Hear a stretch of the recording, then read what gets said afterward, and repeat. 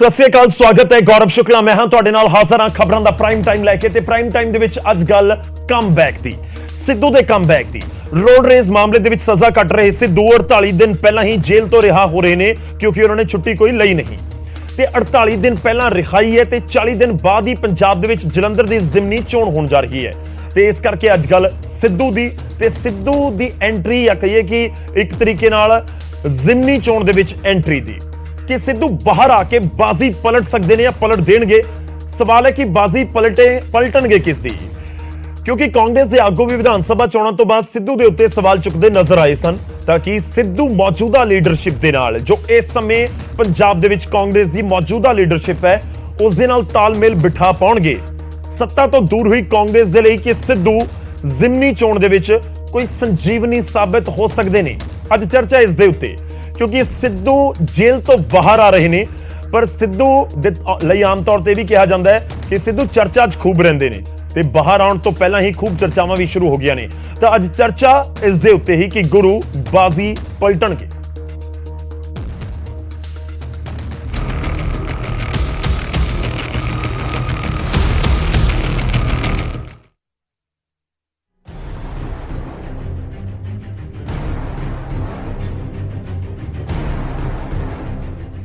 एक साल की सजा मुकम्मल होने वाली है ਅਤੇ ਇਸੇ ਕਰਕੇ ਨਵਜੋਤ ਸਿੰਘ ਸਿੱਧੂ ਦੀ ਰਿਹਾਈ ਦਾ ਅਧਿਕਾਰਕ ਐਲਾਨ ਹੋ ਗਿਆ ਹੈ। ਸਜ਼ਾ ਪੂਰੀ ਹੋਣ ਤੋਂ ਪਹਿਲਾਂ ਸਿੱਧੂ ਦੀ 1 ਅਪ੍ਰੈਲ ਨੂੰ ਹੋ ਰਹੀ ਇਸ ਰਿਹਾਈ ਨੂੰ ਸਮਝੀਏ ਤਾਂ ਇਸ ਦਾ ਕਾਰਨ ਹੈ ਕਿ ਸਿੱਧੂ ਨੇ ਸਜ਼ਾ ਦੌਰਾਨ ਇੱਕ ਵੀ ਛੁੱਟੀ ਨਹੀਂ ਲਈ। ਨਿਯਮਾਂ ਦੇ ਮੁਤਾਬਿਕ ਕੈਦੀ ਨੂੰ ਹਰ ਮਹੀਨੇ 4 ਛੁੱਟੀਆਂ ਮਿਲਦੀਆਂ ਨੇ ਤੇ 1 ਸਾਲ ਦੇ ਵਿੱਚ ਸਿੱਧੂ ਦੀਆਂ 48 ਛੁੱਟੀਆਂ ਬਣਦੀਆਂ ਨੇ, ਜਿਨ੍ਹਾਂ ਨੂੰ 1 ਸਾਲ ਦੀ ਸਜ਼ਾ ਦੇ ਵਿੱਚ ਐਡਜਸਟ ਕਰਕੇ ਪਹਿਲਾਂ ਹੀ ਸਿੱਧੂ ਨੂੰ ਰਿਹਾਈ ਦਿੱਤੀ ਜਾ ਰਹੀ ਹੈ। ਉਧਰ ਸਿੱਧੂ ਦਾ ਪਰਿਵਾਰ ਰਿਹਾਈ ਨੂੰ ਲੈ ਕੇ ਬੇहद ਖੁਸ਼ ਹੈ। 2-3 ਵਾਰ ਪਹਿਲਾਂ ਵੀ ਨਿਊਜ਼ ਆ ਚੁੱਕੀ ਸੀ ਕਿ ਪਾਪਾ ਬਾਹਰ ਆ ਰਹੇ ਹਨ, ਤਾਂ ਇਸ ਵਾਰ ਜਦੋਂ ਹੁਣ ਇਨਫੋਰਮੇਸ਼ਨ ਆਈ ਹੈ ਕੰਸਰਨਡ ਅਫੀਸ਼ੀਅਲਸ ਤੋਂ, ਤਾਂ ਮੈਂ ਹਜੇ ਤੱਕ ਵਿਸ਼ਵਾਸ ਨਹੀਂ ਕਰਨਾ ਚਾਹੁੰਦਾ ਜਦ ਤੱਕ ਐਕਚੁਅਲੀ ਬਾਹਰ ਨਾ ਆ ਜਾਣ। ਦੱਸ ਦਈਏ ਕਿ ਨਵਜੋਤ ਸਿੰਘ ਸਿੱਧੂ ਨੂੰ 1990 ਦੇ ਇੱਕ ਰੋਡ ਰੇਸ ਮਾਮਲੇ ਦੇ ਵਿੱਚ 19 ਮਈ 2022 ਨੂੰ ਸੁਪਰੀਮ ਕੋਰਟ ਨੇ 1 ਸਾਲ ਦੀ ਸਜ਼ਾ ਸੁਣਾਈ ਸੀ ਤੇ 20 ਮਈ 2022 ਨੂੰ ਸਿੱਧੂ ਪਟਿਆਲਾ ਜੇਲ੍ਹ ਗਏ ਸੀ। ਉਧਰ ਪੰਜਾਬ ਦੀ ਸਿਆਸੀ ਤਸਵੀਰ ਦੇ ਵਿੱਚ ਸਿੱਧੂ ਦੀ ਰਿਹਾਈ ਨੂੰ ਜ਼ਿਮਨੀ ਚੋਣਾਂ ਦੇ ਨਾਲ ਜੋੜ ਕੇ ਵੀ ਵੇਖਿਆ ਜਾ ਰਿਹਾ ਹੈ, ਪਰ ਵਿਰੋਧੀ ਮੰਨਦੇ ਨੇ ਕਿ ਸਿੱਧੂ ਦਾ ਇਹਨਾਂ ਚੋਣਾਂ ਤੇ ਕੋਈ ਅਸਰ ਨਹੀਂ ਪੈਣ ਵਾਲਾ। ਹਾਂ, ਵਿਰੋਧੀਆਂ ਨੇ ਰਿਹਾਈ ਨੂੰ ਕਾਨੂੰਨ ਦੇ ਮੁਤਾਬਿਕ ਦੱਸਦਿਆਂ ਸਵਾਗਤ ਜ਼ਰੂਰ ਕੀਤਾ ਹੈ। ਕਾਂਗਰਸ ਦੀ ਗੱਲ ਕਰੀਏ ਤਾਂ ਸੂਬਾ ਪ੍ਰਧਾਨ ਨੇ ਖੁਸ਼ੀ ਦਾ ਇਜ਼ਹਾਰ ਤਾਂ ਕੀਤਾ, ਪਰ ਇਸ ਰਿਹਾਈ ਤੇ ਕੋਈ ਪ੍ਰੋਗਰਾਮ ਉਲੀਕਣ ਵਾਲੇ ਸਵਾਲ ਨੂੰ ਗੋਲ-ਮੋਲ ਕਰ ਗਏ। ਜਦੋਂ ਉਹਨਾਂ ਨੇ ਕਾਨੂੰਨ ਮੁਤਾਬਕ ਆਪਦੀ ਸਜ਼ਾ ਵਿਦ ਐਡਵਾਂਟੇਜ, ਜਿਹੜੇ ਕਿ ਮਹੀਨੇ ਦਾ ਜਿਹੜਾ ਐਡਵਾਂਟੇਜ ਮਿਲਦਾ ਹੈ, ਜਦੋਂ ਕੱਲ ਨੂੰ ਪੂਰੀ ਹੋ ਜਾਂਦੀ ਹੈ ਤੇ ਕੱਲ ਨੂੰ ਉਹ ਰਿਲੀਜ਼ ਹੋਣਗੇ। ਉਹਨਾਂ ਨੇ ਕਾਨੂੰਨ ਦਾ ਪਾਲਣ ਕੀਤਾ, ਆਦਰ ਕੀਤਾ ਔਰ ਆਪਣੇ ਆਪ ਨੂੰ ਸਰੈਂਡਰ ਕੀਤਾ ਔਰ ਬਕਾਇਦਾ ਜੇਲ੍ਹ ਦੇ ਅੰਦਰ ਵੀ ਅੱਛਾ ਵਿਵਹਾਰ ਰਿਹਾ। ਆ ਕੇ ਅਸੀਂ ਤਾਂ ਇਹੀ ਕਾਮਨਾ ਕਰਦੇ ਹਾਂ ਕਿ ਆ ਕੇ ਆਪਣੇ ਦੁਬਾਰਾ ਤੋਂ ਜੀਵਨ ਦੀ ਸ਼ੁਰੂਆਤ ਕਰਨ ਔਰ ਉਹਨਾਂ ਨੂੰ ਪਰਮਾਤਮਾ ਤੰਦਰੁਸਤ ਰੱਖੇ। ਜਦੋਂ ਵੀ ਕਿਤੇ ਲੋੜ ਪਈ ਹੈ, ਆਵਾਜ਼ ਮਾਰੀ ਹੈ, ਅਸੀਂ ਆਪਦੇ ਸਾਥੀਆਂ ਦੇ ਨਾਲ ਹਮੇਸ਼ਾ ਖੜੇ ਹੋਣੇ।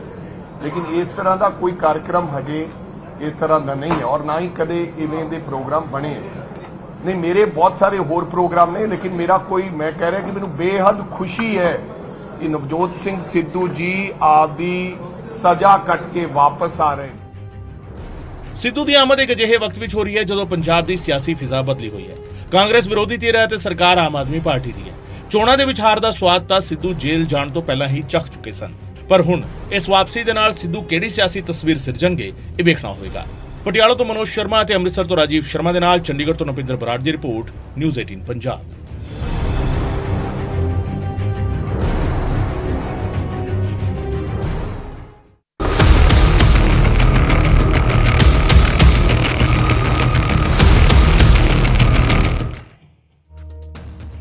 ਤਾਂ ਅੱਜ ਚਰਚਾ ਸਿੱਧੂ ਦੀ ਐਂਟਰੀ ਉੱਤੇ। ਇੱਕ ਪਾਸੇ ਜਲੰਧਰ ਦੀ ਜ਼ਿਮਨੀ ਚੋਣ ਹੋਣ ਜਾ ਰਹੀ ਹੈ, 10 ਮਈ ਨੂੰ ਵੋਟਾਂ ਪੈਣਗੀਆਂ ਤੇ ਦੂਜੇ ਪਾਸੇ ਸਿੱਧੂ ਜੇਲ੍ਹ ਤੋਂ ਬਾਹਰ ਆ ਰਹੇ ਨੇ। ਇਸ ਦੇ ਉੱਤੇ ਗੱਲਬਾਤ ਕਰਾਂਗੇ। ਮੈਂ ਸ਼ੁਰੂਆਤ ਕਰਦਾ, ਸਭ ਤੋਂ ਪਹਿਲਾਂ ਤੁਹਾਡਾ ਤਾਰੂਫ ਕਰਵਾਵਾਂਗੇ ਅੱਜ ਦੇ ਮਹਿਮਾਨਾਂ ਦੇ ਨਾਲ। ਕਾਂਗਰਸ ਦੀ ਕਿੰਨੀ ਕੁ ਤਿਆਰੀ ਹੈ? ਖੈਰ, ਰਾਜਾ ਵੜਿੰਗ ਨੂੰ ਸਵਾਲ ਕੀਤਾ ਗਿਆ ਸੀ, ਉਹਨਾਂ ਦੇ ਲਫ਼ਜ਼ਾਂ ਦੇ ਵਿੱਚ ਖੁਸ਼ੀ ਦਾ ਇਜ਼ਹਾਰ ਸੀ, ਪਰ ਚਿਹਰੇ ਤੇ ਰੌਣਕ ਸ਼ਾਇਦ ਨਹੀਂ ਸੀ। ਉਹ ਸ਼ਾਇਦ ਦਰਸ਼ਕਾਂ ਨੇ ਨੋਟ ਕੀਤੀ ਹੋਵੇ। ਆਪਾਂ ਕਾਂਗਰਸ ਜਿਹੜੇ ਨੁਮਾਇੰਦੇ ਨੇ ਉਹਨਾਂ ਨੂੰ ਪੁੱਛਣ ਦੀ ਕੋਸ਼ਿਸ਼ ਕਰਾਂਗੇ। ਮੈਂ ਸ਼ੁਰੂਆਤ ਕਰਦਾ ਹਾਂ, ਸਭ ਤੋਂ ਪਹਿਲਾਂ ਤਾਰੂਫ ਕਰਵਾਉਣਾ ਮਹਿਮਾਨਾਂ ਦੇ ਨਾਲ ਜਿਹੜੇ ਅੱਜ ਸਾਡੇ ਚਰਚਾ ਦੇ ਵਿੱਚ ਨੇ। ਸਾਡੇ ਨਾਲ ਐਡਵੋਕੇਟ ਬਿਕਰਮਜੀਤ ਸਿੰਘ ਪਾਸੀ ਜੀ ਜੁੜ ਰਹੇ ਨੇ। ਬਿਕਰਮਜੀਤ ਪਾਸੀ ਜੀ ਆਮ ਆਦਮੀ ਪਾਰਟੀ ਨੂੰ ਰਿਪਰੈਜ਼ੈਂਟ ਕਰਨਗੇ। ਪਾਸੀ ਸਾਹਿਬ, ਬਹੁਤ-ਬਹੁਤ ਸਵਾਗਤ ਹੈ। ਕਾਂਗਰਸ ਤੋਂ ਸਾਡੇ ਨਾਲ ਜਸਕਰਨ ਕਾਲੋਂ ਜੀ ਜੁੜ ਰਹੇ ਨੇ। ਕਾਲੋਂ ਸਾਹਿਬ, ਬਹੁਤ-ਬਹੁਤ ਸਵਾਗਤ ਹੈ। ਸਟੂਡੀਓ 'ਚ ਮੌਜੂਦ ਨੇ ਅਰਸ਼ਦੀਪ ਕਲੇਰ ਜੀ ਅਕਾਲੀ ਦਲ ਤੋਂ, ਸ਼੍ਰੋਮਣੀ ਅਕਾਲੀ ਦਲ ਤੋਂ। ਕਲੇਰ ਸਾਹਿਬ, ਬਹੁਤ-ਬਹੁਤ ਸਵਾਗਤ ਹੈ। ਸਟੂਡੀਓ ਦੇ ਵਿੱਚ ਮੌਜੂਦ ਨੇ ਕਲੇਰ ਜੀ। ਤੇ SR ਲੱਦੜ ਜੀ ਸਾਡੇ ਨਾਲ ਜੁੜ ਰਹੇ ਨੇ, ਬੀਜੇਪੀ ਨੂੰ ਰਿਪਰੈਜ਼ੈਂਟ ਕਰਨਗੇ, ਸਟੂਡੀਓ ਦੇ ਵਿੱਚ ਮੌਜੂਦ ਨੇ। ਸਰ ਸਵਾਗਤ ਹੈ, ਸਾਰੇ ਮਹਿਮਾਨਾਂ ਦਾ ਬਹੁਤ ਬਹੁਤ ਸਵਾਗਤ ਹੈ। ਮੈਂ ਸ਼ੁਰੂਆਤ ਕਰਦਾ ਅੱਜ ਕਾਂਗਰਸ ਤੋਂ, ਸ਼ੁਰੂਆਤ ਕਰਨੀ ਬਣਦੀ ਵੀ ਹੈ ਔਰ ਕਰਾਂਗੇ ਵੀ। ਕਾਲੋ ਸਾਹਿਬ, ਸ਼ੁਰੂਆਤ ਤੁਹਾਡੇ ਤੋਂ। ਤਿਆਰੀ ਹੈ, ਕਿੰਨੀ ਕੁ ਤਿਆਰੀ ਹੈ, ਔਰ ਤਿਆਰੀ ਦੇ ਵਿੱਚ ਐਕਸਾਈਟਮੈਂਟ ਕੀ ਸਿਰਫ ਸਿੱਧੂ ਦੇ ਸਮਰਥਕਾਂ ਦੇ ਵਿੱਚ ਨਜ਼ਰ ਆਏਗੀ ਜਾਂ ਪੂਰੀ ਕਾਂਗਰਸ ਦੇ ਵਿੱਚ ਨਜ਼ਰ ਆਏਗੀ? ਸਭ ਤੋਂ ਪਹਿਲਾਂ ਤੇ ਗੌਰਵ ਜੀ, ਅਸੀਂ ਖੁੱਲੀਆਂ ਬਾਵਾਂ ਨਾਲ ਸਵਾਗਤ ਕਰਾਂਗੇ ਆਪਣੇ ਲੀਡਰ ਦਾ, ਨਵਜੋਤ ਸਿੰਘ ਸਿੱਧੂ ਹੋਣਾ ਦਾ, ਜਿਹੜਾ ਆਪਣੀ ਸਜ਼ਾ ਪੂਰੀ ਕਰਕੇ ਔਰ ਬਾਹਰ ਆਏ ਨੇ। ਉਹ ਕਾਂਗਰਸ ਪਾਰਟੀ ਦੇ ਬੜੇ ਸੀਨੀਅਰ ਲੀਡਰ ਨੇ ਔਰ ਕਾਂਗਰਸ ਪਾਰਟੀ ਦੇ ਲਈ ਇੱਕ ਐਸੈਟ ਨੇ, ਔਰ ਅਸੀਂ ਉਹਨਾਂ ਦਾ ਪਹਿਲਾਂ ਵੀ ਜਿਹੜਾ ਹੈ ਉਹਨਾਂ ਨੂੰ ਐਜ਼ ਅ ਲੀਡਰ ਪਾਰਟੀ ਨੇ ਬਹੁਤ ਮਾਨ ਸਨਮਾਨ ਦਿੱਤਾ ਔਰ ਭਵਿੱਖ 'ਚ ਵੀ ਉਹਨਾਂ ਦਾ ਬਹੁਤ ਜਿਹੜਾ ਮਾਨ ਸਨਮਾਨ ਉੱਦਾਂ ਹੀ ਬਰਕਰਾਰ ਰਹੇਗਾ। ਸੋ ਐਸੀ ਕੋਈ ਗੱਲ ਨਹੀਂ ਕਿ ਜਿੱਦਾਂ ਤੁਸੀਂ ਪਹਿਲਾਂ ਕਿਹਾ ਕਿ ਰਾਜਾ ਵੜਿੰਗ ਜੀ ਨੂੰ ਜਦੋਂ ਸਵਾਲ ਪੁੱਛਿਆ ਗਿਆ ਤੇ ਉਹਨਾਂ ਦੇ ਚਿਹਰੇ ਤੇ ਉਹ ਖੁਸ਼ੀ ਨਹੀਂ ਸੀ, ਐਸੀ ਕੋਈ ਗੱਲ ਨਹੀਂ ਜੀ। ਦੇਖੋ, ਜਿਸ ਤਰੀਕੇ ਦਾ ਦੇਸ਼ ਦੇ ਵਿੱਚ ਮਾਹੌਲ ਸਿਰਜਿਆ ਗਿਆ ਹੈ, ਪਿੱਛੇ ਜੇ ਸਾਡੇ ਲੀਡਰ ਰਾਹੁਲ ਗਾਂਧੀ ਜੀ ਦੀ ਜਿਸ ਤਰੀਕੇ ਦੇ ਨਾਲ ਗੈਰ ਜਿਹੜੀ ਹੈ ਉਹਦੇ ਜ਼ਿੰਮੇਵਾਰਾਨਾ ਜਿਹੜਾ ਇੱਕ ਰਵੱਈਆ ਬੀਜੇਪੀ ਸਰਕਾਰ ਦਾ ਰਿਹਾ ਹੈ, ਔਰ ਉਹਨਾਂ ਨੇ ਜਿਸ ਤਰੀਕੇ ਦੇ ਨਾਲ ਪੂਰੇ ਸਾਡੇ ਇੱਕ ਲੋਕਤੰਤਰ ਦੀ ਹੱਤਿਆ ਕਰਦੇ ਹੋਏ ਉਹਨਾਂ ਦਾ ਸਦਸਤਾ ਜਿਹੜੀ ਉਹਦੀ ਮੈਂਬਰਸ਼ਿਪ ਰੱਦ ਕੀਤੀ, ਉਹਨੂੰ ਲੈ ਕੇ ਪੰਜਾਬ ਦੇ ਵਿੱਚ ਜਾਂ ਪੂਰੇ ਦੇਸ਼ ਦੇ ਵਿੱਚ ਧਰਨੇ ਪ੍ਰਦਰਸ਼ਨ ਚੱਲ ਰਹੇ ਨੇ, ਰੋਸ ਮਾਰਚ ਚੱਲ ਰਹੇ ਨੇ। ਉਹਨਾਂ ਸਾਰੀਆਂ ਤਿਆਰੀਆਂ ਦੇ ਵਿੱਚ ਨਹੀਂ, ਪਰ ਤੁਹਾਨੂੰ ਤਾਂ ਖੁਸ਼ ਹੋਣਾ ਚਾਹੀਦਾ ਨਾ ਕਿ ਜਿਹੜੇ ਤੁਸੀਂ ਇਸ ਸਮੇਂ ਧਰਨੇ ਪ੍ਰਦਰਸ਼ਨਾਂ ਦਾ ਜ਼ਿਕਰ ਕਰ ਰਹੇ ਹੋ ਕਾਲੋ ਸਾਹਿਬ, ਉਸ ਦੇ ਵਿੱਚ ਤੁਹਾਨੂੰ ਸਿੱਧੂ ਦਾ ਸਾਥ ਮਿਲੇਗਾ ਆਉਣ ਵਾਲੇ ਬਹੁਤ ਚੰਗੀ ਗੱਲ ਹੈ ਜੀ, ਬਹੁਤ। ਮੈਂ ਤਾਂ ਹੀ ਕਹਿ ਰਿਹਾ ਸੀਗਾ ਕਿ ਜਦੋਂ ਖੁਸ਼ੀ ਦੀ ਗੱਲ ਹੁੰਦੀ ਹੈ ਚਿਹਰੇ ਤੇ ਸਮਾਈਲ ਆਟੋਮੈਟਿਕਲੀ ਆ ਜਾਂਦੀ ਹੈ। ਸ਼ਾਇਦ ਉਹ ਮਿਸਿੰਗ ਸੀ, ਉਹ ਤੁਸੀਂ ਤਰਕ ਦੇ ਸਕਦੇ ਹੋ, ਪਰ ਮੇਰਾ ਕੰਮ ਸੀ ਮੈਂ ਉਹ ਜ਼ਰੂਰ ਦਰਸ਼ਕਾਂ ਤੱਕ ਗੱਲ ਰੱਖਣ ਦੀ ਕੋਸ਼ਿਸ਼ ਨਹੀਂ, ਉਹਦੇ ਵਿੱਚ ਇਹ ਹੋ ਸਕਦਾ ਹੈ ਗੌਰਵ ਕਿ ਉਸ ਸਮੇਂ ਕਈ ਵਾਰੀ ਕੀ ਹੁੰਦਾ ਹੈ ਕਿ ਆਲ ਆਫ ਸਡਨ ਤੁਸੀਂ ਜਾ ਕੇ ਸਵਾਲ ਪੁੱਛ ਰਹੇ ਹੋ, ਪਰ ਉਸ ਸਮੇਂ ਪਿੱਛੇ ਕੁਝ ਹੋਰ ਚੱਲ ਰਿਹਾ ਹੁੰਦਾ ਹੈ ਵਿਅਕਤੀ ਦੇ। ਸੋ ਬਹੁਤ ਕੁਝ ਪੰਜਾਬ ਦੇ ਵਿੱਚ ਔਰ ਬਾਈ ਇਲੈਕਸ਼ਨ ਵੀ ਆ ਗਈ ਹੈ, ਉਹਦੀਆਂ ਤਿਆਰੀਆਂ ਵੀ ਬੜੇ ਜ਼ਬਰਦਸਤ ਤਰੀਕੇ ਨਾਲ ਚੱਲ ਰਹੀਆਂ ਨੇ, ਮੀਟਿੰਗਾਂ ਚੱਲ ਰਹੀਆਂ ਨੇ। ਸੋ ਬਹੁਤ ਕੰਮ ਹੈ ਕਰਨ ਵਾਲਾ ਪ੍ਰਧਾਨ ਜੀ ਦੇ ਕੋਲ। ਸੋ ਕੋਈ ਗੱਲ ਨਹੀਂ, ਬਹੁਤ ਵਧੀਆ ਤਰੀਕੇ ਨਾਲ ਚੋਣ ਵੀ ਲੜਾਂਗੇ ਔਰ ਸਿੱਧੂ ਸਾਹਿਬ ਦਾ ਵੀ ਸਵਾਗਤ ਵੈਲਕਮ ਕਰ ਰਹੇ ਹੋ। ਮੈਂ ਤਾਂ ਇਹ ਜਾਣਨਾ ਚਾਹ ਰਹੇ ਨੇ ਲੋਕ ਬਿਲਕੁਲ ਕਰ ਰਹੇ ਹਾਂ ਜੀ, ਦੇ ਵਿੱਚ ਜਦੋਂ ਜੇਲ੍ਹ ਤੋਂ ਬਾਹਰ ਆਉਣਗੇ ਸਿੱਧੂ, ਕਿਉਂਕਿ ਲੋਕਾਂ ਨੂੰ ਯਾਦ ਹੈ, ਕਲੇਰ ਜੀ ਬੈਠੇ ਨੇ, ਮੈਂ ਉਹਨਾਂ ਦਾ ਰੁਕ ਕਰਾਂਗਾ, ਪਰ ਉਸ ਤੋਂ ਪਹਿਲਾਂ ਤੁਹਾਡਾ ਇੱਕ ਛੋਟਾ ਜਿਹਾ ਕਮੈਂਟ। ਲੋਕਾਂ ਨੂੰ ਯਾਦ ਹੈ ਜਦੋਂ ਬਿਕਰਮ ਮਜੀਠੀਆ ਬਾਹਰ ਆਏ ਨੇ ਤਾਂ ਬੜੀ ਵੱਡੀ ਗਿਣਤੀ ਦੇ ਵਿੱਚ ਅਕਾਲੀ ਦਲ ਦੇ ਉੱਥੇ ਵਰਕਰ ਪਹੁੰਚੇ ਹੋਏ ਸੀ। ਨਹੀਂ, ਠੀਕ ਹੈ, ਪਹੁੰਚੇ ਹੋਏ ਸੀ, ਪਰ ਉਹਦੇ ਵਿੱਚ ਇਹ ਵੀ ਗੱਲ ਜਿਹੜੀ ਹੈ ਧਿਆਨ ਰੱਖਣ ਯੋਗ ਹੈ ਕਿ ਇਹਨਾਂ ਦੀ ਪਾਰਟੀ ਦੇ ਸ਼੍ਰੋਮਣੀ ਅਕਾਲੀ ਦਲ ਦੇ ਪ੍ਰਧਾਨ ਸਰਦਾਰ ਸੁਖਬੀਰ ਸਿੰਘ ਬਾਦਲ ਤੇ ਨਦਾਰਦ ਸੀ, ਉਹ ਨਹੀਂ ਸੀ ਪਹੁੰਚੇ ਉੱਥੇ। ਠੀਕ ਹੈ, ਇਹ ਵੀ ਗੱਲ ਯਾਦ ਰੱਖਣੀ। ਚਲੋ ਠੀਕ ਹੈ, ਮੈਂ ਤੁਹਾਡੇ ਕੋਲ ਵਾਪਸ ਆਵਾਂਗਾ। ਅੱਜ ਅਸੀਂ ਗੱਲ ਜ਼ਿਮਨੀ ਚੋਣ ਦੀ ਨਵਜੋਤ ਸਿੰਘ ਸਿੱਧੂ ਦੀ ਕਰ ਰਹੇ ਹਾਂ, ਉਹਨਾਂ ਦੇ ਸਵਾਗਤ ਨੂੰ ਜਾਂ ਫਿਰ ਕਾਂਗਰਸ ਕਿੰਨੀ ਐਕਸਾਈਟਡ ਹੈ ਉਸ ਦੇ ਉੱਤੇ ਹੀ ਗੱਲਬਾਤ ਕਰਾਂਗੇ। ਮੈਂ ਪਾਸੀ ਸਾਹਿਬ ਦਾ ਇੱਕ ਵਾਰ ਰੁਕ ਕਰਦਾ। ਪਾਸੀ ਸਾਹਿਬ, ਵੈਸੇ ਅੱਜ ਸਾਰੇ ਮਹਿਮਾਨ ਸਟੂਡੀਓ 'ਚ ਮੌਜੂਦ ਨੇ, ਤੁਸੀਂ ਵੀ ਆ ਜਾਂਦੇ, ਵਧੀਆ ਗੱਲ ਸੀ, ਪਰ ਮੈਂ ਤੁਹਾਡੇ ਤੋਂ ਪਹਿਲੀ ਗੱਲ ਤੋਂ ਇੱਥੇ ਹੀ ਸ਼ੁਰੂਆਤ ਕਰਦਾ ਹਾਂ। ਸਿੱਧੂ ਖੇਡ ਵਿਗਾੜ ਸਕਦੇ ਨੇ। ਸਿੱਧੂ ਦੀ ਐਂਟਰੀ ਜਾਂ ਜੇਲ੍ਹ ਤੋਂ ਰਿਹਾਈ ਬਾਈ ਇਲੈਕਸ਼ਨ ਤੋਂ ਠੀਕ ਪਹਿਲਾਂ ਇੱਕ ਬਾਈ ਇਲੈਕਸ਼ਨ ਸੰਗਰੂਰ ਵਾਲੀ ਤੁਹਾਡੇ ਹੱਥੋਂ ਜਾ ਚੁੱਕੀ ਹੈ ਤੇ ਉਸ ਤੋਂ ਬਾਅਦ ਇਹ ਬਹੁਤ ਵੱਡੀ ਅਗਨੀ ਪ੍ਰੀਖਿਆ ਦੇ ਤੌਰ ਦੇ ਉੱਤੇ ਆਮ ਆਦਮੀ ਪਾਰਟੀ ਨੂੰ ਦੇ ਲਈ ਕਹੀ ਜਾ ਰਹੀ ਹੈ। ਸਤਿ ਸ਼੍ਰੀ ਅਕਾਲ ਜੀ ਸਾਰਿਆਂ ਨੂੰ। ਬਿਲਕੁਲ, ਮੇਰਾ ਵੀ ਮਨ ਸੀ ਕਿ ਮੈਂ ਸਟੂਡੀਓ 'ਚ ਆ ਜਾਂਦਾ, ਪਰ ਰੁਝੇਵੇਂ ਬਹੁਤ ਜ਼ਿਆਦਾ ਹੋ ਗਏ ਸੀ ਗੌਰਵ ਜੀ, ਤੇ ਮੈਂ ਵੀ ਚਾਹੁੰਦਾ ਸੀ। ਕਲੇਰ ਸਾਹਿਬ ਭਰਾ ਬੈਠੇ ਆ ਇੱਥੇ, ਕਾਲੋ ਸਾਹਿਬ ਬੈਠੇ ਆ। ਪਹਿਲੀ ਗੱਲ ਤਾਂ ਮੈਂ ਸਿੱਧੂ ਸਾਹਿਬ ਦੇ ਪਰਿਵਾਰ ਨੂੰ, ਸਿੱਧੂ ਸਾਹਿਬ ਨੂੰ, ਉਹਨਾਂ ਦੇ ਬੱਚਿਆਂ ਨੂੰ ਇਸ ਗੱਲ ਦੀ ਖੁਸ਼ੀ ਸਾਂਝਾ ਕਰਦਾ, ਮੁਬਾਰਕਬਾਦ ਦੇਣਾ ਕਿ ਸਿੱਧੂ ਸਾਹਿਬ ਕੱਲ੍ਹ ਨੂੰ ਪਰਿਵਾਰ 'ਚ ਆਉਣਗੇ, ਕਿਉਂਕਿ ਦੇਖੋ ਹਰ ਪਰਿਵਾਰ ਦੀਆਂ ਇੱਛਾਵਾਂ, ਆਸ਼ਾਵਾਂ, ਬੱਚੇ 1 ਸਾਲ ਤੋਂ ਉਹਨਾਂ ਤੋਂ ਦੂਰ ਹੈ, ਤੇ ਬਹੁਤ ਅੱਛੀ ਗੱਲ ਹੈ ਉਹਨਾਂ ਦੇ ਪਰਿਵਾਰ ਦੇ ਲਈ। ਮੈਂ ਇਸ ਚੀਜ਼ ਤੋਂ ਬਹੁਤ ਉਹਨਾਂ ਨੂੰ ਮੈਂ ਮੁਬਾਰਕਬਾਦ ਦੇਣਾ। ਤੇ ਸਿੱਧੂ ਸਾਹਿਬ ਨੋ ਡਾਊਟ, ਦੇਖੋ ਨਵਜੋਤ ਸਿੱਧੂ ਜੀ ਇੱਕ ਬਹੁਤ ਅੱਛੇ ਵਕਤਾ ਵੀ ਹੈ ਔਰ ਸੀਨੀਅਰ ਲੀਡਰ ਵੀ ਹੈ ਗੌਰਵ ਜੀ, ਮੈਂ ਇਸ ਚੀਜ਼ ਤੋਂ ਇਨਕਾਰ ਨਹੀਂ ਕਰਦਾ, ਪਰ ਜਿੱਦਾਂ ਕਾਲੋ ਸਾਹਿਬ ਨੇ ਕਿਹਾ ਕਿ ਉਹ ਕਾਂਗਰਸ ਲਈ ਐਸੈਟ ਸਾਬਤ ਹੋਣਗੇ, ਮੈਂ ਹਲੇ ਤਾਂ ਨਹੀਂ ਕਹਿ ਸਕਦਾ, ਇਹਦਾ ਭਵਿੱਖ ਦੇ ਗਰਭ 'ਚ ਹੈ ਕਿ ਉਹ ਕਾਂਗਰਸ ਲਈ ਐਸਿਡ ਸਾਬਤ ਹੋਣਗੇ ਜਾਂ ਐਸਿਡ ਸਾਬਤ ਹੋਣਗੇ। ਐਸਿਡ ਜਾਂ ਐਸਿਡ, ਕਿਉਂਕਿ ਪਿਛਲਾ ਅਸੀਂ ਦੇਖਿਆ ਕਿ ਲਗਾਤਾਰ ਕਾਂਗਰਸ ਜਿਹੜੀ ਆ ਧੜੇਬੰਦੀ ਦੀ ਸ਼ਿਕਾਰ ਰਹੀ ਹੈ ਔਰ ਉਹਦੇ ਵਿੱਚ ਸਿੱਧੂ ਸਾਹਿਬ ਦਾ ਵੀ ਜਿਹੜਾ ਧੜਾ ਅੱਜ ਖੁਸ਼ੀ ਮਨਾ ਰਿਹਾ, ਪਰ ਕੱਲ ਪਤਾ ਲੱਗੇਗਾ 24 ਘੰਟੇ ਦੇ ਬਾਅਦ ਆਪਾਂ ਫੇਰ ਡਿਬੇਟ ਤੇ ਕਿਤੇ ਨਾ ਕਿਤੇ ਬੈਠਾਂਗੇ ਕਿ ਕਿਹੜੇ ਸੀਨੀਅਰ ਲੀਡਰ ਉਹਨਾਂ ਨੂੰ ਵੈਲਕਮ ਕਰਨ ਗਏ ਹੈ, ਕੀ ਧੜੇਬੰਦੀ ਦੀ ਪੋਜੀਸ਼ਨ ਹੈ। ਪਰ ਪਾਰਟੀਬਾਜ਼ੀ ਤੋਂ ਉੱਪਰ ਉੱਠ ਕੇ ਮੈਂ ਫੇਰ ਇਹੀ ਗੱਲ ਕਹੂੰਗਾ ਕਿ ਉਹਨਾਂ ਦੇ ਪਰਿਵਾਰ ਲਈ ਇੱਕ ਬਹੁਤ ਅੱਛੀ ਖਬਰ ਹੈ। ਹਾਂ, ਜਿੱਥੋਂ ਤੱਕ ਤੁਸੀਂ ਅਗਨੀ ਪ੍ਰੀਖਿਆ ਦੀ ਗੱਲ ਕੀਤੀ ਹੈ, ਬਿਲਕੁਲ ਜਿਹੜੀ ਪਾਰਟੀ ਸਰਕਾਰ 'ਚ ਹੁੰਦੀ ਹੈ, ਹਰ ਜ਼ਿਮਨੀ ਚੋਣ ਜੀ ਉਹਨਾਂ ਦੇ ਲਈ ਜਿਹੜਾ ਹੈ ਇੱਕ ਐਗਜ਼ਾਮ ਹੁੰਦੀ ਹੈ। ਸੰਗਰੂਰ ਦੇ ਇਲੈਕਸ਼ਨ ਦੇ ਵਿੱਚ ਹਾਲਾਤ ਕੁਝ ਹੋਰ ਸੀਗੇ, ਲੇਕਿਨ ਫਿਰ ਵੀ ਜਿਹੜਾ ਹੈ ਤਿੰਨੋਂ ਪਾਰਟੀਆਂ, ਰਵਾਇਤੀ ਪਾਰਟੀਆਂ, ਅਕਾਲੀ ਦਲ, ਕਾਂਗਰਸ, ਬੀਜੇਪੀ ਦੀ ਮਿਲਾ ਕੇ ਜਿੰਨੀਆਂ ਵੋਟਾਂ ਉਸ ਤੋਂ ਕਿਤੇ ਵੱਧ ਵੋਟਾਂ ਆਮ ਆਦਮੀ ਪਾਰਟੀ ਨੂੰ ਪਈਆਂ ਸੀ। ਠੀਕ ਹੈ। ਔਰ ਜਲੰਧਰ ਜ਼ਿਮਨੀ ਚੋਣ ਦੇ ਵਿੱਚ ਵੀ ਜਿਹੜੀ ਹੈ ਆਮ ਆਦਮੀ ਪਾਰਟੀ ਸਭ ਤੋਂ ਵੱਡਾ ਇੱਕ ਧਿਰ ਹੋਏਗੀ, ਬਹੁਤ ਵੱਡਾ ਧਿਰ ਹੋਏਗਾ, ਤੁਸੀਂ ਦੇਖੋਗੇ। ਜੀ। ਕਿਉਂਕਿ ਆਮ ਲੋਕ ਆਪਾਂ ਪੋਲੀਟੀਕਲ ਪਾਰਟੀਆਂ ਦੇ ਲੀਡਰ ਨੂੰ ਉਹਨਾਂ ਦੇ ਜਿਹੜੇ ਕਮਿਟਡ ਵਰਕਰ ਕਹਿ ਲਓ ਜਾਂ ਉਹਨਾਂ ਦੇ ਜਿਹੜੇ ਅਹੁਦੇਦਾਰਾਂ ਦੀ ਗੱਲ ਨਾ ਕਰੀਏ, ਉਹ ਤਾਂ ਕਹਿਣਗੇ ਹੀ ਕਿ ਆਮ ਆਦਮੀ ਪਾਰਟੀ 'ਚ ਇਹ ਕਮੀ ਉਹ ਕਮੀ। ਆਮ ਪਬਲਿਕ ਅੱਜ ਆਮ ਆਦਮੀ ਪਾਰਟੀ ਦੇ ਕੰਮਾਂ ਤੋਂ ਖੁਸ਼ ਹੈ ਔਰ ਸਾਨੂੰ ਬਹੁਤ ਆਸ ਹੈ, ਕਿਉਂਕਿ ਅਸੀਂ ਜਿਹੜਾ ਹੈ ਜਿੱਦਾਂ ਬਿਜਲੀ ਵਾਲਾ ਹੋ ਗਿਆ, ਹੋਰ ਬਹੁਤ ਮੁਹੱਲਾ ਕਲੀਨਿਕ, ਕਾਫੀ ਕੁਝ ਮੈਚ ਮਤਲਬ ਤੁਹਾਨੂੰ ਨਵਜੋਤ ਸਿੰਘ ਸਿੱਧੂ ਦੀ ਐਂਟਰੀ ਨਾਲ ਕੋਈ ਜ਼ਿਆਦਾ ਫਰਕ ਪੈਂਦਾ ਨਜ਼ਰ ਨਹੀਂ ਆ ਰਿਹਾ ਬਾਸੀ ਜੀ? ਦੇਖੋ, ਮੈਨੂੰ ਜਿੱਥੋਂ ਤੱਕ ਲੱਗਦਾ, ਤੁਸੀਂ ਕੁਝ ਘਟਨਾਵਾਂ ਯਾਦ ਕਰਾ ਦਿੰਦਾ ਤੁਹਾਨੂੰ ਮੈਂ ਜੀ, ਕਿ ਜਿੱਦਣ ਸਿੱਧੂ ਸਾਹਿਬ ਨੂੰ ਪ੍ਰਧਾਨ ਥਾਪਿਆ ਸੀਗਾ, ਉਦੋਂ ਉਹਨਾਂ ਨੇ ਕੈਪਟਨ ਅਮਰਿੰਦਰ ਸਿੰਘ ਦੇ ਮੂਹਰੇ ਖੜ ਕੇ ਛੱਕੇ ਮਾਰੇ ਸੀ ਸਟੇਜ ਤੋਂ ਹੀ। ਇੱਕੋ ਲਖੀਮਪੁਰ ਖੀਰੀ ਦੇ ਵਿੱਚੋਂ ਜਦੋਂ ਮਾਈਕ ਖੁੱਲਾ ਰਹਿ ਗਿਆ ਸੀਗਾ, ਕੁਝ ਘਟਨਾਵਾਂ ਐਸੀਆਂ ਹੈ ਜੋ ਇਹ ਦਰਸਾਉਂਦੀਆਂ ਕਿ ਇਹ ਤਾਂ ਵਕਤ ਦੱਸੇਗਾ ਕਿ ਉਹ ਐਸਿਡ ਸਾਬਿਤ ਹੁੰਨੇ ਆ ਜਾਂ ਐਸਿਡ ਸਾਬਿਤ। ਠੀਕ ਹੈ, ਮੈਂ ਤੁਹਾਡੇ ਕੋਲ ਵਾਪਸ ਆਉਣਾ, ਮੈਂ ਇੱਕ ਵਾਰ ਸਾਰਿਆਂ ਦਾ ਰੁਖ ਕਰ ਲਵਾਂ। ਐਸਿਡ ਨੇ ਜਾਂ ਫਿਰ ਐਸਿਡ ਨੇ ਪਾਰਟੀ ਦੇ ਲਈ, ਉਸ ਦੇ ਉੱਤੇ ਗੱਲ ਹੋਏਗੀ। ਕਲੇਰ ਸਾਹਿਬ, ਇੱਕ ਰਿਐਕਸ਼ਨ ਪਹਿਲਾਂ, ਕਿਉਂਕਿ ਜਿਹੜੀ ਸੰਗਰੂਰ ਦੀ ਇਲੈਕਸ਼ਨ ਹੋਈ ਉਹ ਅਕਾਲੀ ਦਲ ਦੇ ਲਈ ਇੱਕ ਬਹੁਤ ਵੱਡੀ ਚੁਣੌਤੀ ਸੀ। ਅਕਾਲੀ ਦਲ 5ਵੇਂ ਨੰਬਰ ਦੇ ਉੱਤੇ ਆਇਆ, ਤੁਸੀਂ ਬੰਦੀ ਸਿੰਘਾਂ ਦਾ ਮੁੱਦਾ ਚੁੱਕਿਆ ਸੀ। ਹੁਣ ਜਲੰਧਰ ਜ਼ਿਮਨੀ ਚੋਣ ਦੇ ਵਿੱਚ ਲਾਜ਼ਮੀ ਤੌਰ ਤੇ ਅਕਾਲੀ ਦਲ ਵੀ ਪੂਰੀ ਜਾਨ ਔਰ ਤਾਕਤ ਲਗਾਏਗਾ। ਸਿੱਧੂ ਦੀ ਐਂਟਰੀ ਤੁਹਾਨੂੰ ਲੱਗਦਾ ਕਿ ਕੁਝ ਪਲਟ ਸਕਦੀ ਹੈ, ਜਾਂ ਕਾਂਗਰਸ ਵਾਲੇ ਪਾਸੇ ਜਾਂ ਦੂਜੇ ਵਾਲੇ ਪਾਸੇ, ਜਾਂ ਤੁਹਾਨੂੰ ਉਸ ਦਾ ਕਿਸੇ ਤਰੀਕੇ ਨਾਲ ਕੋਈ ਫਾਇਦਾ ਹੋ ਸਕਦਾ ਹੈ? ਦੇਖੋ ਗੌਰਵ ਜੀ, ਸਭ ਤੋਂ ਪਹਿਲਾਂ ਤਾਂ ਜੋ ਕੱਲ੍ਹ ਨੂੰ ਨਵਜੋਤ ਸਿੱਧੂ ਸਾਹਿਬ ਦੀ ਰਿਹਾਈ ਹੋ ਰਹੀ ਹੈ, ਉਹਨਾਂ ਦੇ ਪਰਿਵਾਰ ਨੂੰ ਬਹੁਤ ਵਧਾਈਆਂ, ਖਾਸ ਕਰਕੇ ਉਹਨਾਂ ਦੇ ਬੇਟੇ ਕਰਨ ਨੂੰ, ਪਟਿਆਲੇ ਤੋਂ ਹੀ ਹੈ, ਸਾਡਾ ਵੀ ਜੂਨੀਅਰ ਰਿਹਾ। ਸੋ ਮੈਂ ਇਹ ਸਮਝ ਸਕਦਾ, ਜੋ ਦਾ ਸੈਂਟੀਮੈਂਟ ਸਮਝ ਸਕਦਾ। ਉਹਦੇ ਫਾਦਰ ਬਾਹਰ ਆ ਰਹੇ ਨੇ ਰਾਜਨੀਤੀ ਤੋਂ ਅੱਡ ਹੋ ਕੇ, ਬਿਲਕੁਲ ਇੱਕ ਫਾਦਰ ਦਾ ਉਹਨਾਂ ਦੇ ਬੇਟੇ ਦੇ ਨਾਲ ਰਿਸ਼ਤਾ, ਤੇ ਅੱਜ ਅਗਰ ਸਿੱਧੂ ਸਾਹਿਬ ਦੀ ਰਿਹਾਈ ਹੋ ਰਹੀ ਹੈ ਤਾਂ ਕਰਨ ਨੂੰ ਵੀ ਬਹੁਤ-ਬਹੁਤ ਮੁਬਾਰਕਾਂ, ਉਹਨਾਂ ਦੇ ਸਾਰੇ ਪਰਿਵਾਰ ਨੂੰ ਮੁਬਾਰਕਾਂ। ਪਰ ਦੂਸਰੇ ਪਾਸੇ ਅਗਰ ਹੁਣ ਰਾਜਨੀਤਿਕ ਤੌਰ ਤੇ ਤੁਸੀਂ ਦੇਖੋਗੇ ਤਾਂ ਨਵਜੋਤ ਸਿੱਧੂ ਸਾਹਿਬ ਪੰਜਾਬ ਦੀ ਰਾਜਨੀਤੀ ਦਾ ਉਹ ਚਿਹਰਾ ਨੇ ਜਿਹੜੇ ਕਿ ਬਹੁਤ ਦੇਰ ਪਾਵਰ ਦੇ ਵਿੱਚ ਰਹੇ ਨੇ। ਨਵਜੋਤ ਸਿੱਧੂ ਸਾਹਿਬ ਕੋਲੇ ਮੈਂਬਰ ਪਾਰਲੀਮੈਂਟ ਅਨੇਕਾਂ ਵਾਰੀ ਬਣੇ, ਇਹਨਾਂ ਦੇ ਧਰਮ ਪਤਨੀ ਨਵਜੋਤ ਕੌਰ ਸਿੱਧੂ ਜੀ ਉਹ CPS ਰਹੇ, ਹੈਲਥ ਡਿਪਾਰਟਮੈਂਟ ਚਲਾਇਆ, ਫਿਰ ਸਿੱਧੂ ਸਾਹਿਬ ਆਪ ਲੋਕਲ ਬੋਡੀਜ਼ ਦੇ ਮਿਨਿਸਟਰ ਰਹੇ। ਸੋ ਰਾਜਨੀਤੀ ਦੇ ਵਿੱਚ ਜਿਹੜਾ ਆਂਕਲਨ ਹੁੰਦਾ ਉਹ ਹੁੰਦਾ ਤੁਹਾਡੇ ਕੰਮ ਨਾਲ ਜੋ ਤੁਸੀਂ ਡਿਲੀਵਰ ਕੀਤਾ। ਪਰ ਇੰਨਾ ਲੰਬਾ ਇਨਿੰਗਸ ਰਾਜਨੀਤੀ ਦੇ ਵਿੱਚ ਰਹੀ, ਪਰ ਸਿੱਧੂ ਪਰਿਵਾਰ ਕੋਲੇ ਇੱਕ ਕੰਮ ਐਸਾ ਨਹੀਂ ਹੈਗਾ ਜਿਹੜਾ ਇਹ ਦੱਸ ਸਕਣ ਕਿ ਅਸੀਂ ਪੰਜਾਬ ਵਾਸਤੇ ਕੀਤਾ ਜਾਂ ਪੰਜਾਬੀਆਂ ਵਾਸਤੇ ਕੀਤਾ। ਅੰਮ੍ਰਿਤਸਰ ਲਈ ਕੋਈ ਵੱਡਾ ਪ੍ਰੋਜੈਕਟ ਲਿਆਉਣ ਦੇ ਵਿੱਚ ਪਰਿਵਾਰ ਨਾਕਾਮ ਰਿਹਾ।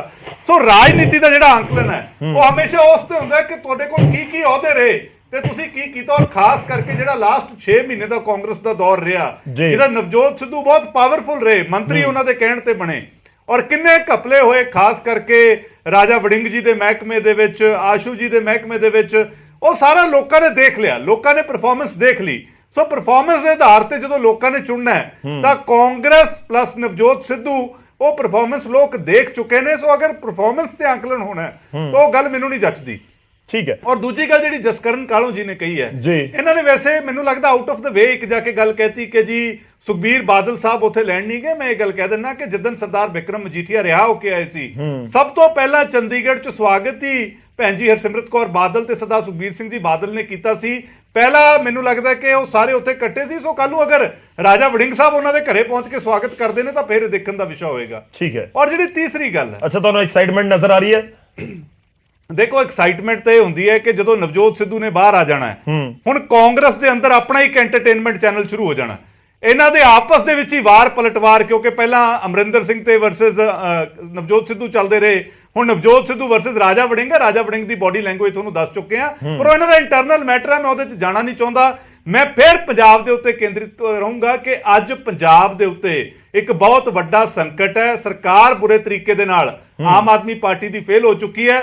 ਸੋ ਪਾਰਟੀਆਂ ਦੇ ਅੰਦਰ ਕੀ ਚੱਲ ਰਿਹਾ ਹੈ ਉਹਦੇ ਨਾਲੋਂ ਵੀ ਜ਼ਿਆਦਾ ਮੈਨੂੰ ਲੱਗਦਾ ਧਰਤੀ ਦੇ ਉੱਤੇ ਜੋ ਮੈਨੇ ਰੱਖਦਾ। ਔਰ ਇੱਕ ਪਾਸੀ ਸਾਹਿਬ ਗੱਲ ਕਰਦੇ ਸੀ ਕਿ ਜੀ ਸੰਗਰੂਰ ਦੀ ਜਿਹੜੀ ਬਾਈ ਇਲੈਕਸ਼ਨ ਹੈ ਉਹ ਅਸੀਂ ਪਤਾ ਨਹੀਂ ਸਾਰੀਆਂ ਪਾਰਟੀਆਂ ਤੋਂ ਉੱਪਰ ਰਹਿ ਗਏ। ਇਹ ਪਾਸੀ ਸਾਹਿਬ ਨੂੰ ਇੱਕ ਗੱਲ ਯਾਦ ਰੱਖਣੀ ਚਾਹੀਦੀ ਹੈ ਕਿ ਉੱਥੇ ਸ਼੍ਰੋਮਣੀ ਅਕਾਲੀ ਦਲ ਦਾ ਨੁਕਸਾਨ ਤਾਂ ਹੋਇਆ ਕਿਉਂਕਿ ਅਕਾਲੀ ਦਲ ਦੇ 2 ਕੈਂਡੀਡੇਟ ਲੜ ਪਏ। ਇੱਕ ਜਿੱਤਿਆ ਸਰਦਾਰ ਸਿਮਰਜੀਤ ਸਿੰਘ ਮਾਨ ਨੂੰ, ਉਦੋਂ ਸੈਂਟੀਮੈਂਟ ਉਹਨਾਂ ਕਨੀ ਗਿਆ।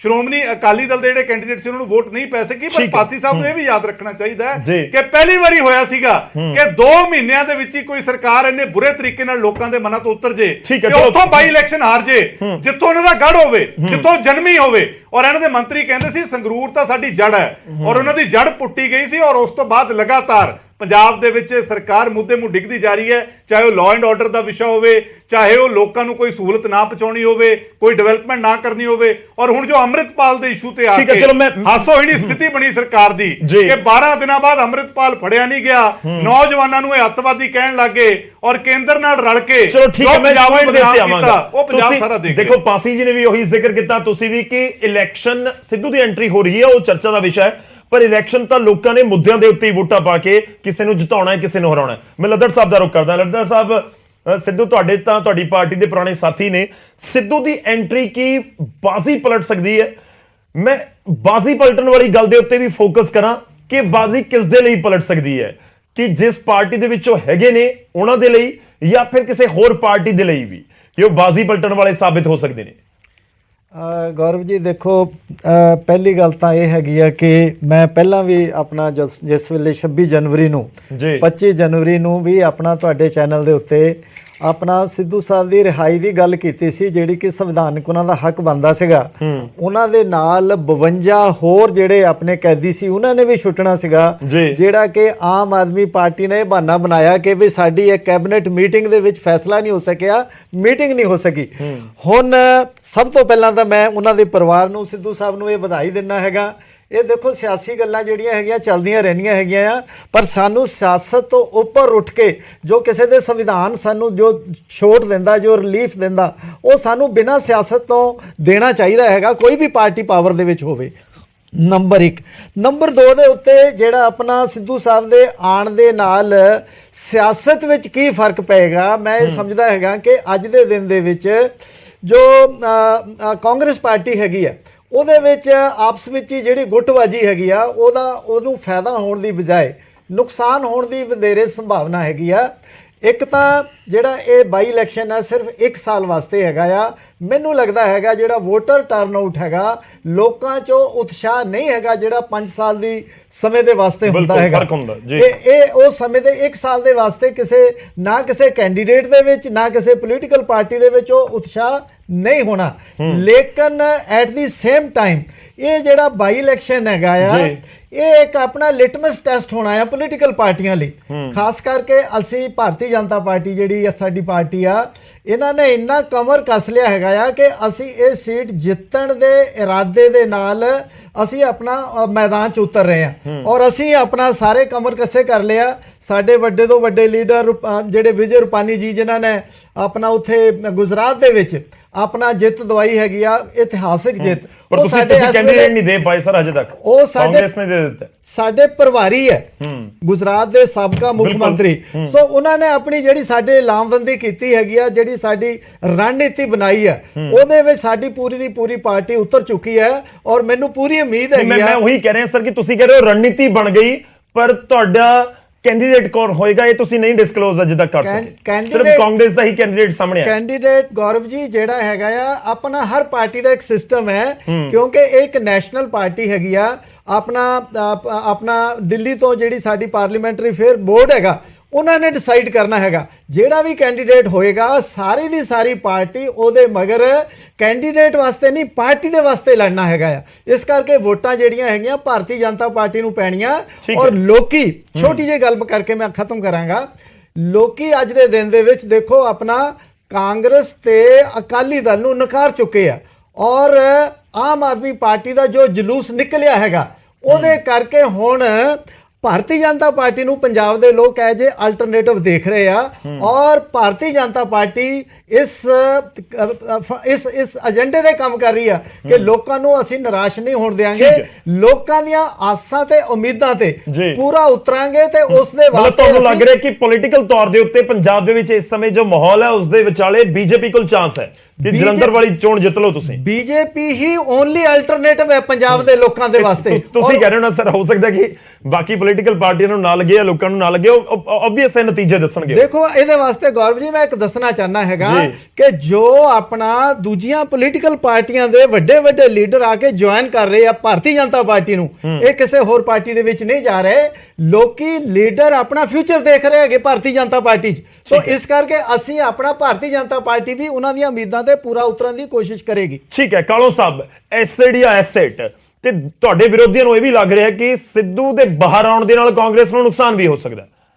ਦੇਖੋ ਗੱਲ ਇਹ ਹੈ ਕਿ ਇਹ ਆਪਣੀ ਪੀੜ੍ਹੀ ਥੱਲੇ ਸੂਟਾ ਮਾਰਨ, ਪਹਿਲਾਂ ਇਹ ਵੇਖਣ ਕਿ ਇਹਨਾਂ ਦਾ ਕੀ ਮਾਹੌਲ ਹੈ। ਜਿਸ ਤਰੀਕੇ ਦਾ ਪੰਜਾਬ ਦੇ ਵਿੱਚ ਅਫਰਾ ਤਫਰੀ ਫੈਲੀ ਹੋਈ ਹੈ, ਜਿਸ ਤਰੀਕੇ ਦੇ ਨਾਲ ਗੈਂਗਸਟਰਾਂ ਦੇ ਵੀਡੀਓ ਆਉਣੇ, ਜਿਸ ਤਰੀਕੇ ਦੇ ਨਾਲ ਅੰਮ੍ਰਿਤਪਾਲ ਸਿੰਘ ਹੋਣਾ ਦਾ ਕਦੀ ਆਡੀਓ ਕਦੀ ਵੀਡੀਓ ਆਉਣਾ, ਐਡਾ ਵੱਡਾ ਫੇਲੀਅਰ ਕਿ ਇੱਕ ਆਪਰੇਸ਼ਨ ਚਲਾਇਆ ਗਿਆ, ਐਡਾ ਵੱਡਾ ਆਪਰੇਸ਼ਨ 8 ਜ਼ਿਲ੍ਹਿਆਂ ਦੀ ਪੁਲਿਸ ਔਰ ਹਾਈ ਕੋਰਟ ਨੂੰ ਵੀ ਉੱਤੇ ਟਿੱਪਣੀ ਕਰਨੀ ਪਈ। 80,000 ਪੁਲਿਸ ਮੁਲਾਜ਼ਮ ਹੁੰਦਿਆਂ ਹੋਇਆਂ ਵੀ ਅੰਮ੍ਰਿਤਪਾਲ ਸਿੰਘ ਦੀ ਗ੍ਰਿਫਤਾਰੀ ਨਹੀਂ ਹੋ ਸਕੀ। ਇਹ ਉਹ ਫੇਲੀਅਰ ਨੂੰ ਤੇ ਇਹ ਅੱਜ ਪਾਸੀ ਸਾਹਿਬ ਨੇ ਉਹਦਾ ਜ਼ਿਕਰ ਤੇ ਕਦੀ ਕੀਤਾ ਨਹੀਂ। ਇਹ ਕਿਉਂ ਨਹੀਂ ਇਸ ਚੀਜ਼ ਦੀ ਜ਼ਿੰਮੇਵਾਰੀ ਲੈਂਦੇ ਕਿ ਇਹ ਇਸ ਤਰ੍ਹਾਂ ਦਾ ਮਾਹੌਲ ਪੰਜਾਬ 'ਚ ਕਿਉਂ ਬਣਿਆ ਹੈ? ਸਾਨੂੰ ਐਸਿਡ ਜਾਂ ਐਸਿਡ ਨਾ ਦੱਸੋ, ਨਾ ਲੋਕਾਂ ਨੂੰ ਦੱਸੋ।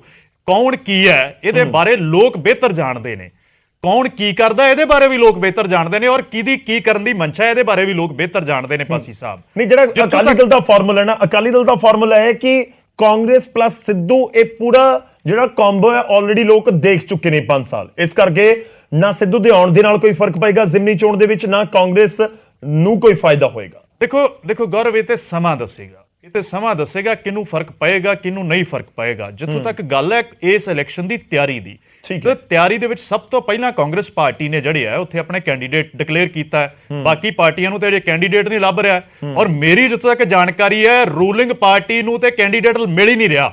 ਇਹ ਤੇ ਫਿਰ ਹੋ ਸਕਦਾ ਬੀਜੇਪੀ ਵਾਲੇ ਵਿਚਾਰੇ ਕਿਤੇ ਜੁਗਾੜ ਕਰ ਲੈਣ, ਜਾਂ ਅਕਾਲੀ ਦਲ ਵਾਲੇ ਕਿਤੇ ਉਹ ਕਰ ਲੈਣ ਜੁਗਾੜ। ਅਜੇ ਹੋ ਨਹੀਂ ਰਿਹਾ ਵੈਸੇ ਇਹਨਾਂ ਦਾ ਵੀ, ਪਰ ਰੂਲਿੰਗ ਪਾਰਟੀ ਨੂੰ ਕਹਿੰਦੇ ਕੈਂਡੀਡੇਟ ਨਹੀਂ ਉੱਥੇ ਕੋਈ ਲੱਭ ਰਿਹਾ, ਕਿਉਂਕਿ ਬੜੀ ਕਰਾਰੀ ਹਾਰ ਸੰਗਰੂਰ ਤੋਂ ਬਾਅਦ। ਸੰਗਰੂਰ ਦੇ ਵਿੱਚ ਤੇ ਇਹਨਾਂ ਦੀ ਚਲੋ ਇੱਜ਼ਤ ਬਚ ਗਈ ਸੀ, ਪਰ ਜਲੰਧਰ ਦੇ ਵਿੱਚ ਕਿਉਂਕਿ ਇਹਨਾਂ ਨੂੰ ਪਿਛਲੀ 2019 ਦੀ ਲੋਕ ਸਭਾ ਦੇ ਮੈਂ ਆંકੜੇ ਦੱਸਦੇ ਆ ਤੇ ਸਿਰਫ 25,000 ਵੋਟ ਪਈ ਸੀ ਪੂਰੀ ਲੋਕ ਸਭਾ ਚੋਂ। 25,000 ਵੋਟ ਪਈ ਸੀ 19 ਦੀ ਲੋਕ ਸਭਾ ਦੇ ਵਿੱਚ। ਔਰ ਅੱਜ ਦੇ ਹਾਲਾਤ ਇਹਨਾਂ ਦੇ ਨੇ ਕਿ ਜਿਸ ਤਰੀਕੇ ਦਾ ਪੰਜਾਬ ਦਾ ਮਾਹੌਲ ਸਿਰਜ ਦਿੱਤਾ ਇਹਨਾਂ ਨੇ ਜੀ, ਜਿਸ ਤਰੀਕੇ ਦੇ ਨਾਲ ਲੁੱਟਾਂ ਖੋਹਾਂ, ਲੋਕਾਂ ਨੂੰ ਫਰੌਤੀ ਦੀਆਂ ਕਾਲਾਂ, ਗੈਂਗਸਟਰਾਂ ਦੇ ਵੀਡੀਓ, ਅੰਮ੍ਰਿਤਪਾਲ ਹੋਣਾ ਦਾ ਜਿਹੜਾ ਲੱਗਦਾ ਕਿ ਇੰਪੈਕਟ ਕਰੇਗਾ ਜਲੰਧਰ ਇਲੈਕਸ਼ਨ ਦੇ ਉੱਤੇ, ਬਹੁਤ ਵੱਡੇ, ਜਿਹੜਾ ਮੈਂ ਸਮਝਦਾ ਕਿ ਹੁਸੈਨ ਦੀ ਜ਼ਮਾਨਤ ਜ਼ਬਤ ਹੋਵੇ। ਅੱਜ ਮੈਂ ਤੁਹਾਡੇ ਚੈਨਲ ਤੇ ਬੜੀ ਜ਼ਿੰਮੇਵਾਰੀ ਨਾਲ ਕਹਿ ਰਿਹਾ ਕਿ ਇਹਨਾਂ ਦੀ ਜ਼ਮਾਨਤ ਵੀ ਜ਼ਬਤ ਹੋ ਰਹੀ। ਜਲੰਧਰ ਬਾਈ ਇਲੈਕਸ਼ਨ ਦੇ ਵਿੱਚ ਆਮ ਆਦਮੀ ਪਾਰਟੀ ਦੀ ਜ਼ਮਾਨਤ ਜ਼ਬਤ ਹੋਏਗੀ। ਇਹ ਵੀਡੀਓ ਤੁਸੀਂ ਜ਼ਰੂਰ ਉਸ ਦਿਨ ਚਲਾਇਓ। ਔਰ ਨਹੀਂ, ਜਿੱਥੋਂ ਤੱਕ ਗੱਲ ਕੀਤੀ ਹੁਣੇ, ਲੱਦੜ ਸਾਹਿਬ ਬੜੇ ਸੀਨੀਅਰ ਨੇ, ਬੜੇ ਬਿਊਰੋਕਰੇਟ ਵੀ ਰਹੇ ਨੇ। ਇਹਨਾਂ ਨੂੰ ਮੈਂ ਦੱਸੇ, ਕਹਿੰਦੇ ਜੀ ਬੀਜੇਪੀ ਨੇ ਕਮਰ ਕੱਸਾ ਕਰ ਲਿਆ। ਮੇਰੀ ਬੇਨਤੀ ਹੈ ਕਿ ਕਮਰ ਕਿਤੇ ਬਹੁਤੀ ਘੁੱਟ ਕੇ ਨਾ ਬੰਨ ਲਿਓ ਕਿ ਢਿੱਡ ਦੀਆਂ ਨਾੜਾਂ ਹੀ ਇਕੱਠੀਆਂ ਹੋ ਜਾਣ। ਕੈਂਡੀਡੇਟ ਵੀ ਲੱਭ ਲਓ ਕਿਤੇ ਅਨਾਉਂਸ ਕਰਨ ਲਈ।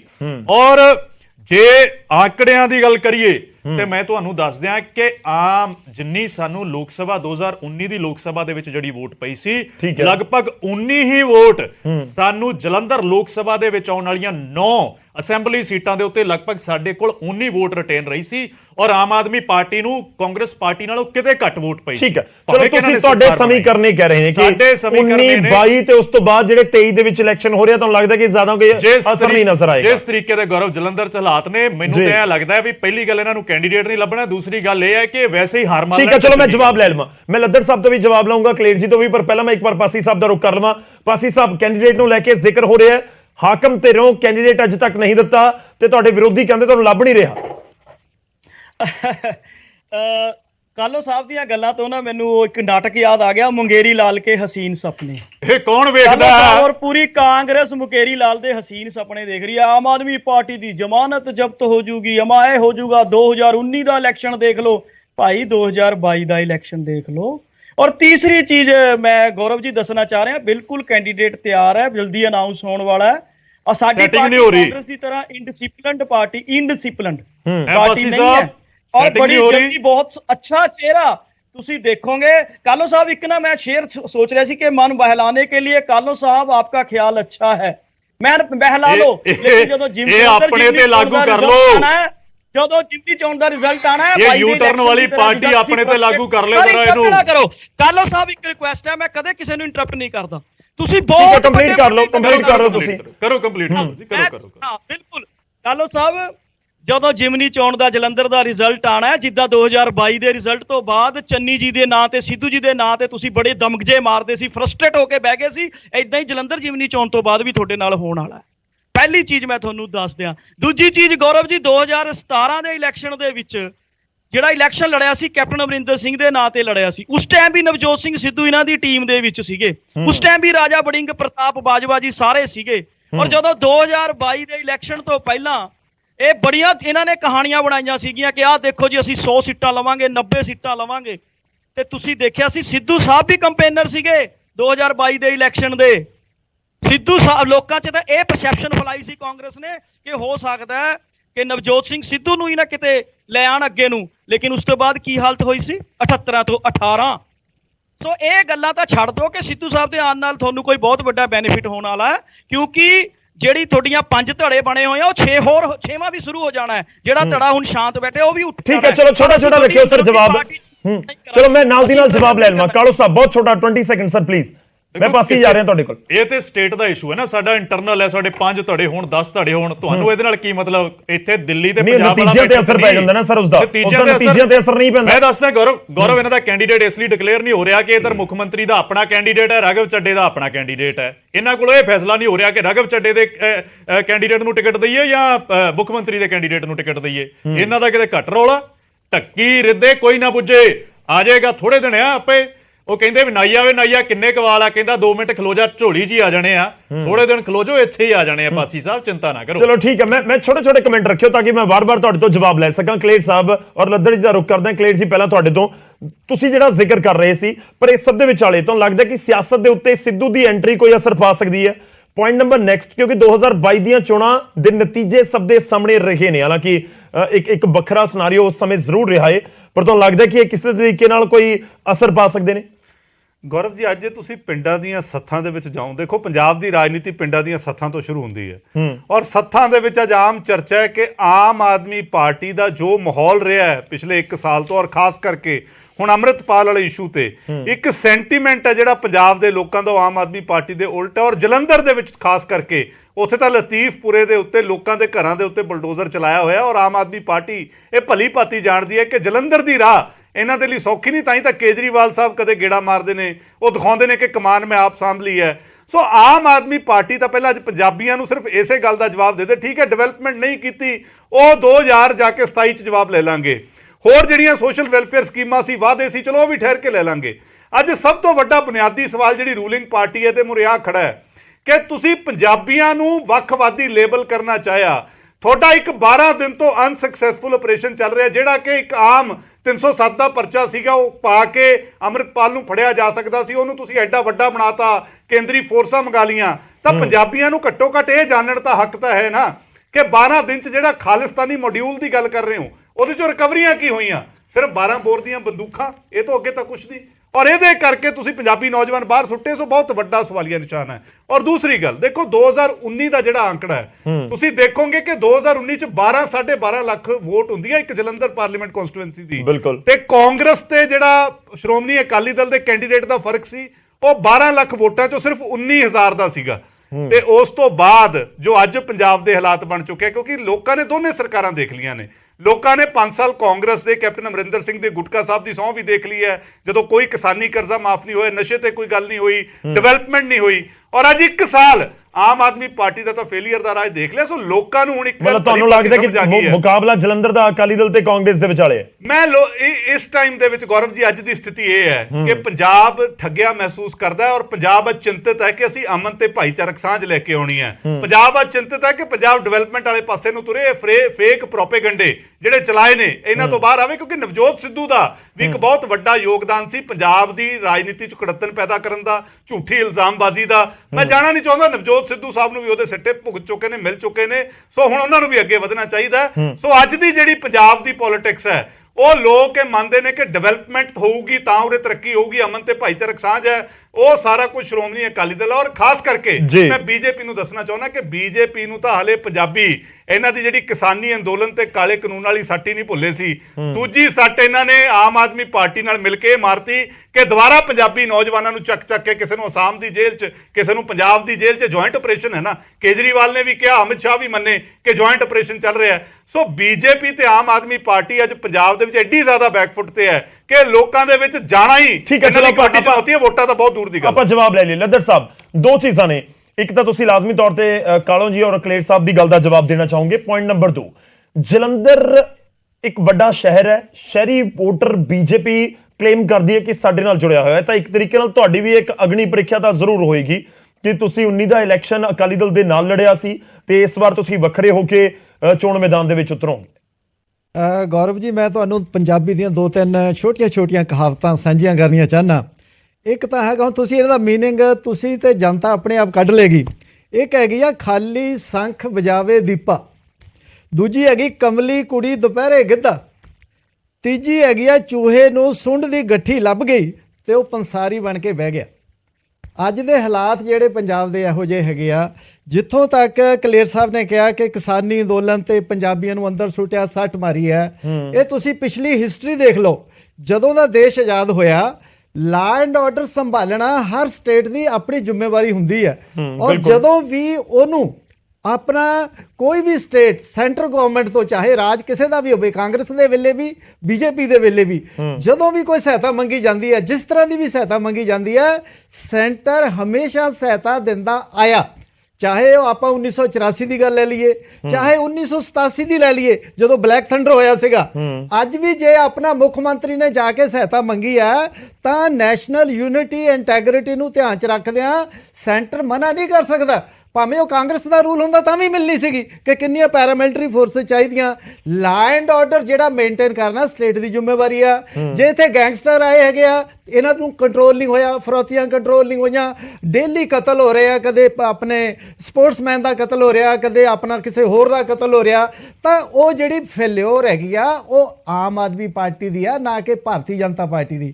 ਨੰਬਰ 1। ਨੰਬਰ 2 ਦੇ ਉੱਤੇ ਆਪਣਾ ਜਿਹੜਾ ਇਹ ਵਾਲਾ ਫੇਲਿਓਰ ਹੋਇਆ, ਜਿਹਨੂੰ ਆਪਾਂ ਅੰਮ੍ਰਿਤਪਾਲ ਸਿੰਘ ਜੀ ਦਾ ਫਰਾਰ ਹੋਣਾ, ਇੱਕ ਬੰਦਾ 80,000 ਸਾਡੀ ਪੁਲਿਸ ਫੋਰਸ ਤੋਂ, ਉਹ ਫੋਰਸ ਜਿਨ੍ਹਾਂ ਨੇ ਅੱਤਵਾਦ ਦੇ ਦਿਨਾਂ ਦੇ ਵਿੱਚ ਬੜਾ ਮਾਰਕੇ ਦਾ ਕੰਮ ਕੀਤਾ ਸੀਗਾ, ਉਹ ਆਪਣਾ, ਮੈਂ ਸਮਝਦਾ ਹੈਗਾ ਇਹ ਉਹਨਾਂ ਦੀ ਫੇਲਿਓਰ ਨਹੀਂ ਹੈਗੀ, ਪੁਲਿਸ ਦੀ ਫੇਲਿਓਰ ਨਹੀਂ ਹੈਗੀ, ਇਹ ਸਾਡੇ ਆਪਣਾ ਐਡਮਿਨਿਸਟ੍ਰੇਸ਼ਨ ਦੀ, ਜਿਹੜੀ ਸਾਡੇ ਹੈਡਡ ਬਾਈ ਸ਼੍ਰੀ ਭਗਵੰਤ ਮਾਨ ਜੀ, ਇਹ ਉਹਨਾਂ ਦੀ ਹੈਗੀ ਆ। ਬਿਨਾਂ ਆਪਣਾ ਲੀਡਰ ਤੋਂ, ਜਿਹੜਾ ਕਿ ਲੀਡਰ ਸਾਡੇ ਮਾਨਯੋਗ ਮੁੱਖ ਮੰਤਰੀ ਜੀ ਆ ਤੇ ਅਰਵਿੰਦ ਕੇਜਰੀਵਾਲ ਜੀ ਆ, ਜਿਨ੍ਹਾਂ ਦੇ ਕੋਲ ਰਿਮੋਟ ਕੰਟਰੋਲ ਹੈ, ਉਹ ਕਹਿ ਤਾਂ ਦਿੰਦੇ ਹੈਗੇ ਆ ਕਿ ਜੀ ਅਸੀਂ ਮਿਲ ਕੇ ਕਰ ਦਿੱਤਾ ਹੈਗਾ, ਸਾਨੂੰ ਤਾਂ ਖਾਮ-ਖਾ ਘੜੀਸੀ ਜਾਂਦੇ ਆ। ਜੇ ਆਪਣਾ ਕ੍ਰੈਡਿਟ ਲੈਣਾ ਹੈਗਾ ਤਾਂ ਆਮ ਆਦਮੀ ਪਾਰਟੀ, ਤੇ ਜੇ ਡਿਸਕ੍ਰੈਡਿਟ ਸ਼ੇਅਰ ਕਰਨਾ ਹੈਗਾ ਤੇ ਭਾਰਤੀ ਜਨਤਾ ਪਾਰਟੀ। ਨਹੀਂ, ਤੁਹਾਨੂੰ ਲੱਗਦਾ ਕਿ ਸੈਂਟਰ ਨੂੰ ਇਸ ਦੇ ਵਿੱਚ, ਕਿਉਂਕਿ ਤੁਹਾਡੀਆਂ ਵਿਰੋਧੀ ਪਾਰਟੀਆਂ ਕਹਿ ਰਹੀਆਂ ਨੇ ਜੁਆਇੰਟ ਆਪਰੇਸ਼ਨ ਸੀ, ਤਾਂ ਫਿਰ not at all ਨਹੀਂ, ਮਦਦ ਤਾਂ ਹੋਈ ਹੈ ਨਾ, ਸੈਂਟਰ ਦੇ ਵੱਲੋਂ ਮਦਦ ਹੋਈ ਹੈ। ਤੁਸੀਂ ਆਰਮੀ ਬੁਲਾ ਲਓ, it is always on the request of the state government.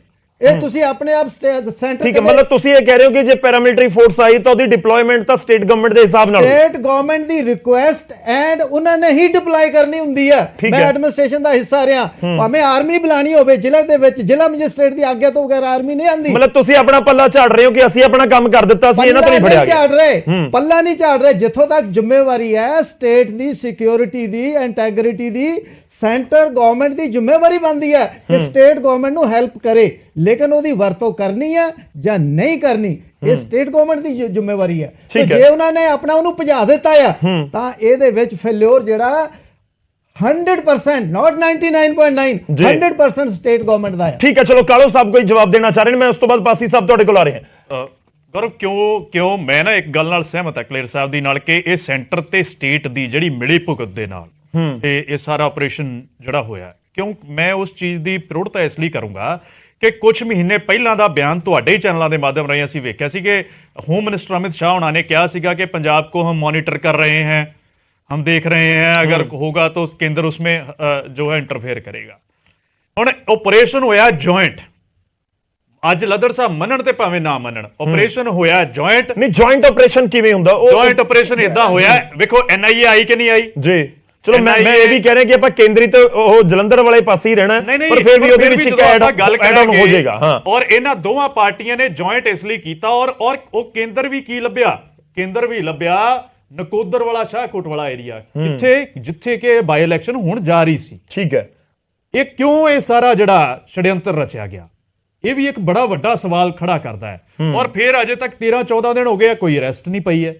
ਜਿਨ੍ਹਾਂ ਦੀ ਪਈ ਹੈ 400-500 ਦੀ, ਉਹਨਾਂ ਦੇ ਵਿੱਚੋਂ ਬਹੁਤ ਸਾਰੇ ਇਹੋ ਜਿਹੇ ਨੇ ਜਿਹੜੇ ਸ਼ਾਇਦ ਵਿਚਾਰਿਆਂ ਦਾ ਜਿਨ੍ਹਾਂ ਨੂੰ ਪਤਾ ਵੀ ਨਾ ਹੋਵੇ ਕਿ ਉਹ ਕਿਸ ਮੂਵਮੈਂਟ ਦੇ ਨਾਲ ਜਾਂ ਕਿੱਦਾਂ ਨਾਲ। ਠੀਕ ਹੈ, ਚਲੋ ਮੈਂ ਜਲੰਧਰ ਤੇ ਵਾਪਸ ਆਉਣਾ। ਦੂਸਰੀ ਚੀਜ਼ ਜਿਹੜੀ ਪਾਸੀ ਸਾਹਿਬ ਗੱਲ ਕਰ ਰਹੇ ਸੀ ਕਿ ਮੈਨੂੰ ਇਹ ਗੱਲ ਦੱਸੋ, ਡਿਵੈਲਪਮੈਂਟ ਦੀ ਗੱਲ ਕਰਦੇ ਜੇ ਤੇ ਫਿਰ ਤੁਹਾਨੂੰ ਕੀ ਜ਼ਰੂਰਤ ਪਈ ਜਿਹੜੇ ਪੰਜਾਬ ਕਾਂਗਰਸ ਦੇ, ਜਦੋਂ ਕਾਂਗਰਸ ਦੇ ਜਿਹੜੇ ਮੁੱਖ ਮੰਤਰੀ ਸੀਗੇ ਚਰਨਜੀਤ ਸਿੰਘ ਚੰਨੀ, ਜਦੋਂ ਉਹ ਉੱਥੇ ਇੱਕ ਡੇਰਾ ਬੱਲਾਂ ਦੇ ਵਿੱਚ 25 ਕਰੋੜ ਰੁਪਏ ਦਾ ਇੱਕ ਚੈੱਕ ਦੇ ਕੇ ਆਏ ਸੀ ਜੀ ਯੂਨੀਵਰਸਿਟੀ, ਮੈਂ ਆਰਿਆ ਲੱਦਰ ਸਾਹਿਬ ਤੁਹਾਡੇ ਕੋਲ ਯੂਨੀਵਰਸਿਟੀ ਲਈ ਜੀ, ਉਹ ਇਹਨਾਂ ਨੇ ਮੇਰੀ ਜਾਣਕਾਰੀ ਮੁਤਾਬਕ ਸਰਕਾਰ ਨੇ ਬਣਦਿਆਂ ਸਾਰੀ ਉਹ ਪੈਸੇ ਜਿਹੜੇ ਆ ਉਹ ਸੰਸਥਾ ਤੋਂ ਵਾਪਸ ਲੈ ਲਏ ਸੀ, ਤੇ ਹੁਣ ਜਦੋਂ ਇਹਨਾਂ ਨੂੰ ਦਿਸਿਆ ਚੋਣਾਂ ਨੇੜੇ ਆ ਗਈਆਂ, ਹੱਥਾਂ ਪੈਰਾਂ ਦੀ ਪੈ ਗਈ, ਸ਼ਾਇਦ ਫਿਰ ਦੁਬਾਰਾ ਉਹ ਜਿਹੜਾ ਵੱਡੇ ਵੱਡੇ ਪੰਜਾਬ ਦੇ ਵਿੱਚ ਪੋਸਟਰ ਲੱਗੇ ਕਿ ਅਸੀਂ ਜੀ 25 ਕਰੋੜ ਰੁਪਏ ਹਮਨੇ ਵਹਾਂ ਦੇ ਦਿਏ, ਔਰ ਮੁੱਖ ਉਹਦਾ, ਔਰ ਉਹ ਜਿਹੜਾ ਉੱਥੇ ਉਹ ਇੱਕ ਪੱਥਰ ਵੀ ਲੱਗਾ ਹੋਇਆ, ਉਹ ਜਿਹੜਾ ਉੱਥੇ ਉਹ ਲੱਗਦਾ ਹੈ ਨਾ, ਜਿਹੜਾ ਪੱਥਰ ਨਹੀਂ ਪੱਥਰ ਰੱਖਿਆ ਗਿਆ, ਉਹਦੇ ਉੱਤੇ ਪੰਜਾਬ ਦੇ ਮੁੱਖ ਮੰਤਰੀ ਤੋਂ ਉੱਪਰ ਭਗਵੰਤ ਮਾਨ ਉਹਨਾਂ ਦਾ ਨਾਮ ਆਉਣਾ ਇੱਕ ਬਹੁਤ ਵੱਡਾ ਸਵਾਲੀਆ ਨਿਸ਼ਾਨ ਖੜਾ ਕਰਦਾ ਹੈ। ਪੰਜਾਬ ਦੇ ਮੁੱਖ ਮੰਤਰੀ